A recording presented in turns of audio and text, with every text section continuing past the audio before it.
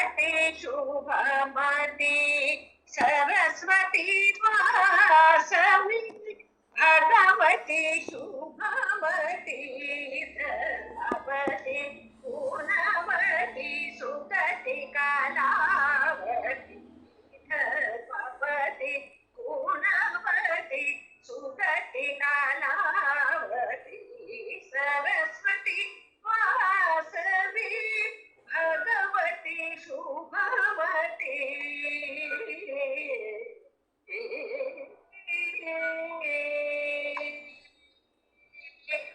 गौरी मनोहरी भक्त शुभंकरी गौरी मनोहरी भक्त शुभंकरी कमल मनोहरी शंकरी श्रीकरी कमला मनोहरी शंकरी श्रीकरी देवगांधारी दीनाधारी देवगांधारी दीनाधारी रमा मनोहरी सुजना मनोहरी सरस्वती वासवी रंजनी कलावाणी शुकवाणी रागिनी रंजनी कलावाणी शुकवाणी रागिनी सुनाद विनोदिनी त्रिभुवन जननी सुनाद विनोदिनी त्रिभुवन जननी अमृतवर्षिणी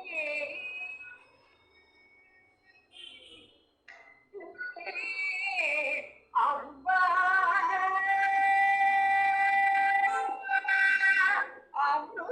अमृतवर्षिणी आनंददायिनी अमृतवर्षिणी आनंददायिनी कल्याणी हरिवेणी गीत सुधावनी कल्याणी हरिवेणी गीत सुधावनी सरस्वती वासवी भगवती शुभमती सरस्वती वासवी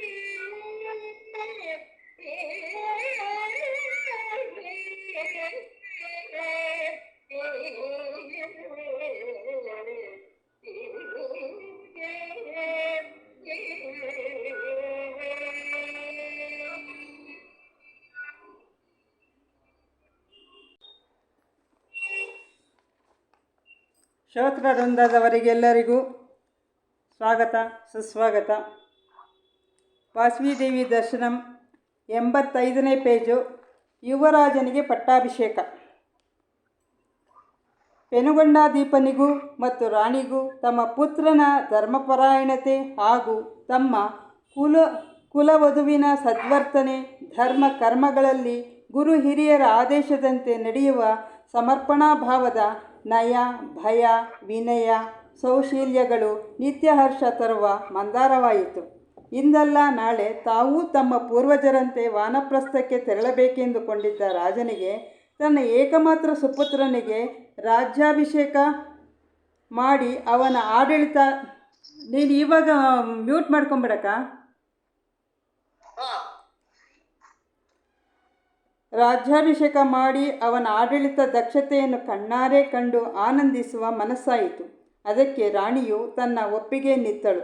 ಒಂದು ದಿನ ರಾಜನು ಗುರು ಭಾಸ್ಕರಾಚಾರ್ಯರನ್ನು ಸಚಿವರನ್ನು ತನ್ನ ಆಪ್ತೇಷ್ಟರನ್ನು ಪ್ರಧಾನ ವ್ಯಕ್ತಿಗಳನ್ನು ಸಭೆ ಸೇರಿಸಿದನು ಮತ್ತು ಅವರನ್ನು ಹೀಗೆಂದು ಸಂಬೋಧಿಸಿದನು. ಪೆನುಗೊಂಡೆಯ ಜ್ಞಾನಸೂರ್ಯರಾದ ಗುರುವರೆಣ್ಯರೇ, ರಾಜ್ಯ ಹಿತಚಿಂತಕರೇ, ಧರ್ಮಪರಾಯಣನೂ ಸದ್ಗುಣ ಜ್ಞಾನಶಕ್ತಿ ಸಂಪನ್ನನೂ ಉದಾರಚರಿತನೂ ಆಗಿರುವ ಕುಸುಮಗುಪ್ತನನ್ನು ನೀವೆಲ್ಲರೂ ನೇರವಾಗಿ ಕಂಡಿರುವಿರಿ. ಅವನು ಸಂಯಮಶೀಲನೂ ಪ್ರಜಾಪ್ರೇಮಿಯೂ ಆಗಿ ಆತ್ಮಪೌಣ್ಯವನ್ನು ಸಾಧಿಸಿಕೊಂಡಿರುವನು. ಈಗ ನನ್ನೀ ಪುತ್ರನಿಗೆ ರಾಜ್ಯಭಾರವನ್ನು ಒಪ್ಪಿಸಬೇಕೆಂದು ನನ್ನ ಹೃದಯವು ತುಡಿಯುತ್ತಿದೆ. ಅವನ ರಾಜ್ಯಪಾಲನೆಯಲ್ಲಿ ಪ್ರಜಾನುರಾಗದಲ್ಲಿ ನನ್ನ ಜೀವನವು ಧನ್ಯವಾಗುವುದೆಂದು ಹೇಳಿದನು. ಅದಕ್ಕೆ ಅಮಾತ್ಯಶೇಖರನಾದ ಧನುರ್ಧಾರ್ಯನು, ಪ್ರಭು, ನಮ್ಮ ಯುವರಾಜರಾದ ಕುಸುಮಗುಪ್ತರ ಪ್ರಜಾಸೌಕರ್ಯ ಕಾರ್ಯಯೋಜನೆಗಳನ್ನು ನೂತನ ರಾಜತಂತ್ರ ಪ್ರಯೋಗ ನೈಪುಣ್ಯವನ್ನು ದರ್ಶಿಸುವ ಹೆಬ್ಬಯಕೆಯು ನಮಗೂ ಉಂಟಾಗಿದೆ ಎಂದು ಹರ್ಷದಿಂದ ಸಮ್ಮತಿ ಸೂಚಿಸಿದನು. ರಾಜಗುರುಗಳಾದ ಭಾಸ್ಕರಾಚಾರ್ಯರು, ನೃಪಾಲ, ನಿನ್ನ ಹಂಬಲವು ಯುಕ್ತವಾಗಿಯೇ ಇದೆ. ಪುತ್ರನ ಕರ್ತವ್ಯ ನಿರ್ವಹಣೋತ್ಸವದಲ್ಲಿ ಪಾಲ್ಗೊಂಡಾಗಲೇ ತಂದೆಯಾದವನಿಗೆ ನಿಜವಾದ ತೃಪ್ತಿಯುಂಟಾಗುವುದು. ಈ ವಿಷಯದಲ್ಲಿ ನಮ್ಮೆಲ್ಲರ ಪೂರ್ಣ ಸಮ್ಮತಿಯುಂಟು ಎಂದರು. ಗುರುಗಳ ನುಡಿಗೆ ಎಲ್ಲರೂ ಏಕಕಂಠದಿಂದ ಸೂಚಿಸಿದ ಸಮ್ಮತಿಯ ಜಯಘೋಷದಿಂದ ರಾಜನ ಹೃದಯವು ಪುಲಕಿತವಾಯಿತು. ಬೆಳದಿಂಗಳನ್ನು ಕಂಡ ಜಲಧಿಯಂತೆ ಸಭಿಕರ ಚಿತ್ತವು ಆನಂದ ಲಹರಿಗಳಿಂದ ನರ್ತಿಸಿತು. ರಾಜನು ತುಂಬು ಹೃದಯದಿಂದ ಸಭೆಗೆ ವಂದಿಸಿ ಪಟ್ಟಾಭಿಷೇಕಕ್ಕಾಗಿ ಸಕಲ ಸಿದ್ಧತೆಗಳನ್ನು ಮಾಡಲು ಆದೇಶಿಸುವಂತೆ ಗುರುಜನರಲ್ಲಿ ನಿವೇದಿಸಿಕೊಂಡನು. ಸಚಿವ ವರ್ಗಕ್ಕೂ ಆದೇಶಿಸಿದನು. ಇಷ್ಟು ಕೇಳ್ತೀಯಾ ಪ್ರೇಮಲೀಲಾ ಅವರೇ?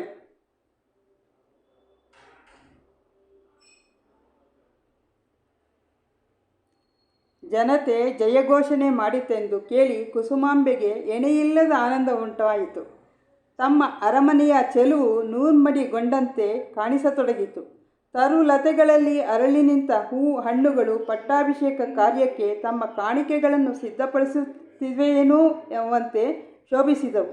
ಈ ವಿಷಯವನ್ನು ಪೆನುಗೊಂಡಾಧೀಶನು ಮಣಿಕುಂಡಲ ದಂಪತಿಗಳಿಗೆ ಮುಟ್ಟಿಸಿದನು.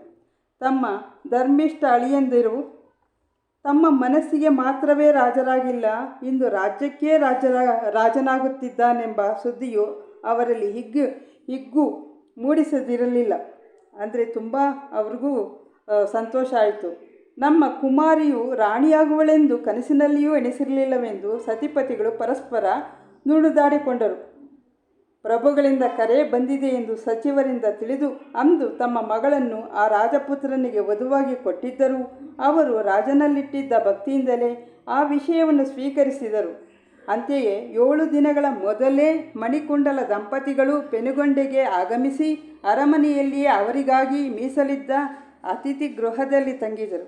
ಪಟ್ಟಾಭಿಷೇಕಕ್ಕೆ ರಭಸದಿಂದ ಸಿದ್ಧತೆಗಳು ಆಗತೊಡಗಿದವು. ರಾಜ್ಯದಲ್ಲಿ ಎಲ್ಲಿ ನೋಡಿದರೂ ಕಳಕಳಿ. ಪ್ರಜೆಗಳ ನಾಲಿಗೆಯ ಮೇಲೆ ಇದೇ ಸುದ್ದಿಯು ಮರಳಿ ಮರಳಿ ನರ್ತಿಸತೊಡಗಿತ್ತು. ರಾಜ್ಯದ ಮೂಲೆ ಮೂಲೆಗಳಿಂದ ಅಮೂಲ್ಯ ವಸ್ತುಗಳು, ಮಂಗಳ ವಸ್ತುಗಳು, ಅಪರೂಪವಾದ ಕಲಾಕೃತಿಗಳು ಪೆನುಗೊಂಡೆಯಲ್ಲಿ ಜೋಡಿಸಲ್ಪಟ್ಟವು. ನಾಡಿನ ಪ್ರತಿಭಾವಂತರ ಪ್ರದರ್ಶನಕ್ಕೆ ಕಾರ್ಯಕ್ರಮಗಳನ್ನು ರೂಪಿಸಲಾಯಿತು. ಸುಸಜ್ಜಿತ ವೇದಿಕೆಗಳು ಸಿದ್ಧವಾದವು.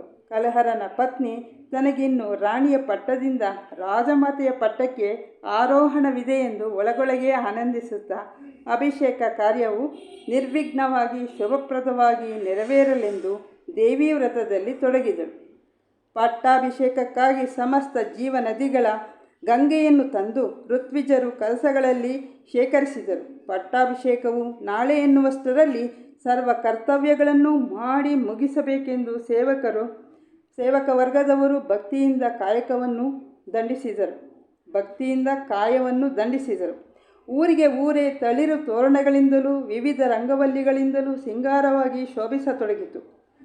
ರಾಜಪ್ರಸಾದವಂತೂ ಮುತ್ತಿನ ತೋರಣಗಳಿಂದ, ರತ್ನಮಾಲೆಗಳಿಂದ, ಪುಷ್ಪಗುಚ್ಛಗಳಿಂದ, ದೀಪಾಲಂಕಾರಗಳಿಂದ ವಿರಾಜಿಸುತ್ತಿದ್ದ ಪ್ರತಿಯೊಂದು ವಸ್ತುವು ತನ್ನ ರಮ್ಯತೆಯಿಂದ ಮತ್ತೊಂದರ ರಮ್ಯತೆಯೊಡನೆ ಸ್ಪರ್ಧಿಸುವಂತಿತ್ತು.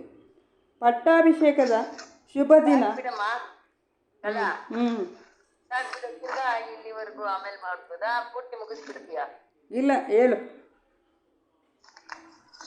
ಇಲ್ಲಿ ಸಾಮಾನ್ಯವಾಗಿ ಎಲ್ಲಾ ತಂದೆ ತಾಯಿದ್ರು, ಯಾವ ತಂದೆ ತಾಯಿಗೂ ತನ್ನ ಮಕ್ಕಳು ಮುಂದೆ ಬರಬೇಕು, ಅವ್ರು ಹೇಗೆ ಅವರ ಕರ್ತವ್ಯಗಳನ್ನು ಮಾಡ್ತಾರೆ ಅನ್ನೋದು ವೀಕ್ಷಿಸ್ಬೇಕು ಅನ್ನೋ ಒಂದು ಇಚ್ಛೆ ಪ್ರಬಲವಾಗಿರುತ್ತೆ. ಅವ್ರು ರಾಜ ಆಗಿರೋದ್ರಿಂದ ರಾಜನಿಗಿರುತ್ತೆ, ಅಥವಾ ಸಾಮಾನ್ಯ ವ್ಯಕ್ತಿಗಳಾದ್ರೆ ಅವ್ರಿಗೂ ಕೂಡ ತಮ್ಮ ಮಕ್ಕಳು ಯಾವ ರೀತಿ ಮನೆ ಗೃಹದಲ್ಲಿ ನೋಡ್ಕೊಳ್ತಾರೆ, ಎಲ್ಲಿ ಯಾವ ರೀತಿ ಸಂಪಾದನೆ ಮಾಡ್ತಾರೆ, ಹೇಗೆ ಎಲ್ರನ್ನು ಮೆಚ್ಚಿಸ್ತಾರೆ ಅನ್ನೋದಿರುತ್ತೆ. ಹಾಗೆ ಇಲ್ಲಿ ಕಲ್ಲಹರ ರಾಜ ಅಲ್ವಾ, ಆ ಪೆನುಗೊಂಡೆ ರಾಜ, ಅವನಿಗೂ ಅವ್ರ ಹಿಂದಿನವರೆಲ್ಲ ಇದಕ್ಕೆ ವಾನಪ್ರಸ್ಥಾಶ್ರಮಕ್ಕೆ ಅಂತ ಹೋಗ್ತಾ ಇದ್ರು. ಇವನ್ಗೆ ಎಷ್ಟ್ ದಿನ ಆದ್ರೂ ಅವ್ರ ಮಗನಿಗೆ ಮಕ್ಳಾಗ್ಲಿಲ್ಲ. ವಾನಪ್ರಸ್ಥಾಶ್ರಮಕ್ಕೆ ಹೋದ್ರೆ ಯಾವ ರೀತಿ ಇವ್ನು ನಡೆಸ್ತಾನೆ ಅನ್ನೋದು ನೋಡ್ಬೇಕು ಅನ್ನೋ ಹಂಬಲ ಕುತೂಹಲ ತಮ್ಮ ಹೃದಯದಲ್ಲಿತ್ತು. ಅವ್ರ ಅಪ್ಪ ಅಮ್ಮನಿಗೆ, ಕಲ್ಲಹರ ಹಾಗೂ ಕಲ್ಲಹರ ದಂಪತಿಗಳಿಗೆ ಇತ್ತು. ಅದಕ್ಕೋಸ್ಕರ ಇವ್ರು ಏನ್ ಮಾಡಿದ್ರು, ಗುರುಗಳ ಹತ್ರ ಹೇಳಿದ್ರು, ಈಗ ನಾನು ಇದನ್ನ ಮುಗಿಸ್ಕೊಂಡು ಹೋಗ್ತೀನಿ, ನಿಮ್ಗ ಇಚ್ಛೆ ಕರೆಕ್ಟ್. ಯಾಕೆ ಅಂತ ಹೇಳಿದ್ರೆ, ಯಾವ ತಂದೆಗಾದ್ರೂ ಆಗ್ಲಿ ಅಲ್ಲಿ ಮಕ್ಳು ಹೇಗೆ ರಾಜ್ಯಭಾರ ಮಾಡ್ತಾ ಇದ್ದಾರೆ, ಯಾವ ರೀತಿ ಅವ್ರಿಗೆ ಇವರ ಒಂದು ಇರುತ್ತಲ್ಲ ಸಮ್ಮುಖದಲ್ಲಿ, ಇವ್ರು ರಾಜನಾಗಿದ್ದಾಗ ಇವ್ರ ಮಕ್ಕಳಿಗೆ ಎಲ್ಲವನ್ನು ವಹಿಸ್ಬೇಕಲ್ಲ. ಅದಕ್ಕೋಸ್ಕರ ಅವರನ್ನ ಪಟ್ಟಾಭಿಷೇಕ ಮಾಡ್ಬೇಕು, ಅವ್ರಿಗೆ ಯುವರಾಜ ಪಟ್ಟಾಭಿಷೇಕ ಮಾಡಿ ಆಮೇಲೆ ರಾಜಪಟ್ಟಾಭಿಷೇಕ ಮಾಡ್ಬೇಕು. ಇದೆಲ್ಲ ಅವರ ತಂದೆ ತಾಯಿಗೆ ಇರುತ್ತೆ. ಆದ್ರಿಂದ ಇವಾಗ ಏನ್ ಮಾಡ್ತಾರೆ, ನಾವು ಈ ತರ ಮಾಡ್ತೀವಿ ಅಂತ ಹೇಳಿದಾಗ ಇದೇ ಒಂದ್ ರೀತಿಯಾದಂತಹ ಒಂದು ದೊಡ್ಡ ಉತ್ಸವ ಆಯ್ತು. ಯಾಕೆ ಅಂತ ಹೇಳಿದ್ರೆ, ಇವನು ಕುಸುಮಗುಪ್ತನ ಹೆಂಡತಿಯ ಅಂದ್ರೆ ಅವರ ಅತ್ತೆ ಮಾವಂದ್ರು ಕೂಡ ಬಹಳ ಸಂತೋಷ ಪಡ್ತಾರೆ. ಯಾರಿಗೆ ಆಗ್ಲಿ ಹೆಣ್ಮಕ್ಳನ್ನ ಒಂದ್ ಮನೆಗ್ ಕೊಟ್ಟಾಗ ಅವರು ಉನ್ನತ ಮಟ್ಟದಲ್ಲಿದ್ರೆ, ಉತ್ತಮ ಮಟ್ಟದಲ್ಲಿದ್ರೆ ಅವ್ರಿಗಿಂತ ಅವ್ರು ತುಂಬಾ ಆನಂದ ಪಡ್ತಾರೆ. ಹೆಣ್ಮಕ್ಳು ಯಾವ ತಂದೆ ತಾಯಿನೂ ಅಷ್ಟೇ. ಹಾಗೆ ಅವರು ಕೂಡ ನನ್ನ ಮಗಳು ಇವತ್ತು ರಾಣಿ ಆಗ್ತಾ ಇದ್ದಾಳೆ ಅನ್ನೋ ಒಂದು ವಿಶಾಲ ಭಾವನೆ, ಸ್ಫೂರ್ತಿ, ಉತ್ಸಾಹ ಎಲ್ಲವೂ ಅವರಲ್ಲಿ ತುಂಬಿಕೊಂಡಿರುತ್ತೆ. ಹಾಗೆ ಇಲ್ಲಿ ಇವರ ಒಂದು ರಾಜ್ಯಾಭಿಷೇಕ ಹೇಗ್ ನಡೀತಾ ಇರುತ್ತಪ್ಪ ಅಂದ್ರೆ, ಯಾಕೆ ಅಂದ್ರೆ ಇವಾಗ ನಾವು ಒಂದು ಉತ್ಸವ ಆದ್ರೂ ಕೂಡ ಅಷ್ಟೇ, ಇಲ್ಲಿ ಗುರುಗಳ ಸಮ್ಮುಖದಲ್ಲಿ ಗುರುಗಳ ಒಂದು ಅಪ್ಪಣೆಯನ್ನು ತಗೊಂಡು ಇವರೆಲ್ಲಾನು ಮಾಡ್ತಾ ಇರ್ತಾರೆ. ಹಾಗೆ ಅದು ಎಷ್ಟು ಚೆನ್ನಾಗಿ ನಡೀತಾ ಇರುತ್ತೆ ಅಂದ್ರೆ, ಉತ್ಸವ ಅಂದಿದ ತಕ್ಷಣ ನೋಡಿ, ರಾಜನಲ್ಲಿ ಉತ್ಸವ ಆಗ್ಬೇಕು ಅಂದ್ರೆ ಯಾವ್ಯಾವ್ದು ಇಂಪಾರ್ಟೆಂಟ್ ವಸ್ತುಗಳು ದೇಶ ವಿದೇಶಗಳಲ್ಲಿ ತಂದಿರ್ತಾರೋ ಅದರದ್ದೆಲ್ಲ ಎಕ್ಸಿಬಿಷನ್ಸ್ ಇರುತ್ತೆ, ಪ್ರತಿಭಾವಂತರ ಒಂದು ಪ್ರದರ್ಶನಗಳಿರುತ್ತೆ, ಚಿತ್ರಕಲೆನೋ ಅಥವಾ ಕವನಗಳು ಯಾವುದೋ ಒಂದ್ ರೀತಿ ಇದು ಪ್ರದರ್ಶನಗಳಿರುತ್ತೆ. ಆಮೇಲೆ ಅವರು ಏನೇನ್ ವಸ್ತುಗಳನ್ನ ಯಾವ ರೀತಿ ಮಾಡ್ಬೇಕು, ಯಾವ ರೀತಿ ಇವರಿಗೆ ಪಟ್ಟಾಭಿಷೇಕ ಮಾಡ್ಬೇಕು, ಯಾರು ಕರೆಸ್ಬೇಕು, ಹೇಗ್ ಮಾಡ್ಬೇಕು, ಎಲ್ಲ ಒಂದ್ ರೀತಿಯಾದಂತಹ ಒಂದು ವಿಶೇಷವಾದಂತ ಒಂದು ರೀತಿಯಲ್ಲಿ ಎಲ್ಲವನ್ನೂ ಮಾಡ್ಬೇಕು ಅಂತ ಆ ಒಂದು ಋತ್ವಿಜರ ಸಮ್ಮುಖದಲ್ಲಿ ಎಲ್ಲಾನು ತೀರ್ಮಾನ ಮಾಡ್ಕೊಂಡು ಮಾಡ್ತಾ ಇರ್ತಾರೆ. ಅಲ್ಲಿಯ ಒಂದು ಸಿದ್ಧತೆ ಇರ್ತಲ್ಲ, ಆ ಸಿದ್ಧತೆಗಳನ್ನ ನೋಡಿದಾಗ ಸ್ವರ್ಗಕ್ಕೆ ಸಮಾನವಾಗಿರುತ್ತೆ ಅಲ್ಲಿ ಸಿದ್ಧತೆಗಳೆಲ್ಲ. ಯಾಕೆ ಅಂತ ಹೇಳಿದ್ರೆ, ಇಲ್ಲಿ ರಾಜನ ಹೃದಯ ಅಂದ್ರೆ ಇಲ್ಲಿ ಹೇಳ್ಬೇಕು ಅಂತ ಹೇಳಿದಾಗ ಭಾಸ್ಕರಾಚಾರ್ಯರು ಒಪ್ಕೊಂಡಾಗ ಅವನಿಗೆ ರಾಜನಿಗೆ ಅಂದ್ರೆ ಕಲ್ಹರನಿಗೆ ಬಹಳ ಸಂತೋಷ ಆಗುತ್ತೆ. ಜಯಘೋಷದಿಂದ ಅವನು ಪುಲಕಿತ ಆಗ್ಬಿಡ್ತಾನೆ. ಅಂದ್ರೆ ಏನೋ ಒಂದು ಅವನ್ಗೂ ಅನ್ಕೊಂಡಿದ್ ಕೆಲಸ ಆಗ್ತಾ ಇದೆಯಲ್ಲ ಅಂತ ಒಂದ್ ರೀತಿ ಮನಸ್ಸಲ್ಲಿ ಆಶ್ಚರ್ಯ ಆಗತ್ತೆ. ಒಂದ್ ರೀತಿಯಾದಂತಹ ಆನಂದ, ಆಶ್ಚರ್ಯ ದೇಹದಲ್ಲಿ ಪುಲಕಿತ ಆಗತ್ತೆ. ಇವಾಗ ನೋಡಿ, ನಮ್ಗೆ ಏನಾದ್ರೂ ಒಂದು ಆಶ್ಚರ್ಯಕರವಾದಂತಹ ಸಂಗತಿಗಳು ನಡೆದಾಗ ನಮಗ್ ಗೊತ್ತಿಲ್ದೇನೆ ಅಪ್ಪ ನಮ್ಮ ಶರೀರ ಎಷ್ಟು ಒಂದ್ ರೀತಿಯಾದಂತಹ ಅದಕ್ಕೆ ಪುಲಕಿತ ಅಂತ ಇವ್ರು ಹೇಳಿದ್ದಾರೆ. ಅದಕ್ಕೆ ಇನ್ನೊಂದು ಪದ ನನಗೆ ಗೊತ್ತಾಗ್ತಾ ಇಲ್ಲ,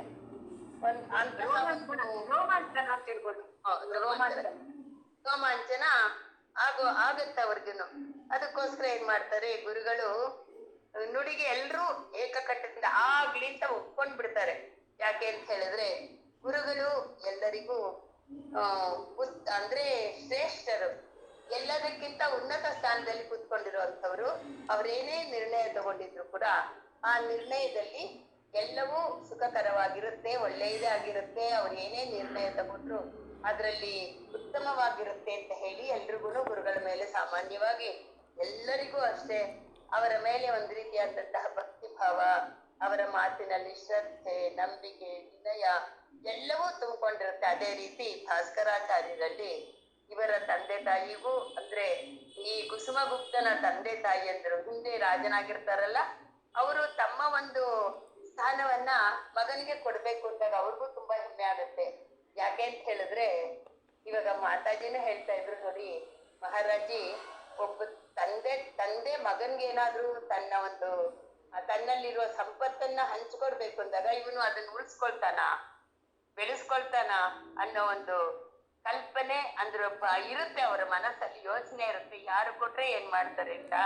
ಇದಕ್ಕೆ ಒಂದು ಉದಾಹರಣೆ ಹೇಳ್ತಾ ಇದ್ರು. 4 ಜನ ಅಣ್ಣ ತಮ್ಮಂದ್ರಂತೆ, ಅವ್ರ ತಂದೆ ಎಲ್ಲೋ ಹೋಗ್ತೀನಿ ಅಂದಾಗ ಎಲ್ರಿಗೂ ಸಮಾನವಾಗಿ ಇದ್ದಂತಹ ಒಂದು ಇದನ್ನ ಕೊಟ್ಟಿದ್ದಾರೆ, ಸಂಪತ್ತನ್ನ ಎಲ್ರಿಗೂ ಹಂಚಿದ್ದಾರೆ. ಅಂದ್ರೆ ಬರ್ತಾ ಇದ್ದಂತೆ ಎಲ್ರಿಗೂ ಇಷ್ಟಿಷ್ಟು ಬಲ್ಲ ಅಂತ ಕೊಟ್ಟಿದ್ದಾರೆ. ನಾನ್ ಬರೋ ಅಷ್ಟೊತ್ತು ಯಾರ್ಯಾರು ಎಷ್ಟೆಷ್ಟು ಮಾಡ್ತಾರೆ ಮಾಡಿ ನಿಮ್ಮ ಒಂದು ಇದ್ರಲ್ಲಿ ನಿಮ್ಮ ನಾಲೆಡ್ಜ್ ನನಗೆ ಗೊತ್ತಾಗುತ್ತೆ ಅಂತ ಹೇಳಿ ಹೋಗ್ತಾರಂತೆ. ಅವ್ರು ಬರೋ ಅಷ್ಟೊತ್ತಿಗೆ ಕೆಲವರು ಕಡಿಮೆ ಉಪಯೋಗಿಸಿ ಇನ್ನೂ ಇಷ್ಟು ಉಳಿಸಿದೀವಿ ಅಂತ ಹೇಳ್ತಾರೆ, ಕೆಲವರು ನಾವ್ ಇದ್ರಲ್ಲಿ ಬಳಸ್ತೇ ಇಲ್ಲ, ನಾವ್ ಹಂಗೆ ಇಟ್ಟಿದೀವಿ ಅಂತಾರೆ. ಇನ್ನು ಕೆಲವರು ನಾನು ಬಳಸ್ಬಿಟ್ಟೆ ಅಂತ ಹೇಳ್ತಾರೆ. ಇನ್ನೊಬ್ರು ಲಾಸ್ಟ್ ಮಗ ಅದನ್ನ ಭೂಮಿಗೆ ಹಾಕಿ ಅದರಲ್ಲಿ ಬಂದಿರುವಂತಹ ಬೆಳೆಯನ್ನ ಮತ್ತೆ ಅದನ್ನ ಅಲ್ಲಿಟ್ಟು ಆ ಬೆಳೆಯನ್ನು ಮತ್ತೆ ಇದು ಭೂಮಿಗೆ ಹಾಕಿ ಮತ್ತೆ ಬೆಳೆಯನ್ನು ವೃದ್ಧಿಗೊಳಿಸಿ ಒಂದಷ್ಟು ಮೂಟೆಗಳು ಮಾಡಿರ್ತಾನೆ ಆ ಸಂಪತ್ತನ್ನ, ಆ ಧಾನ್ಯ ಸಂಪತ್ತನ್ನ.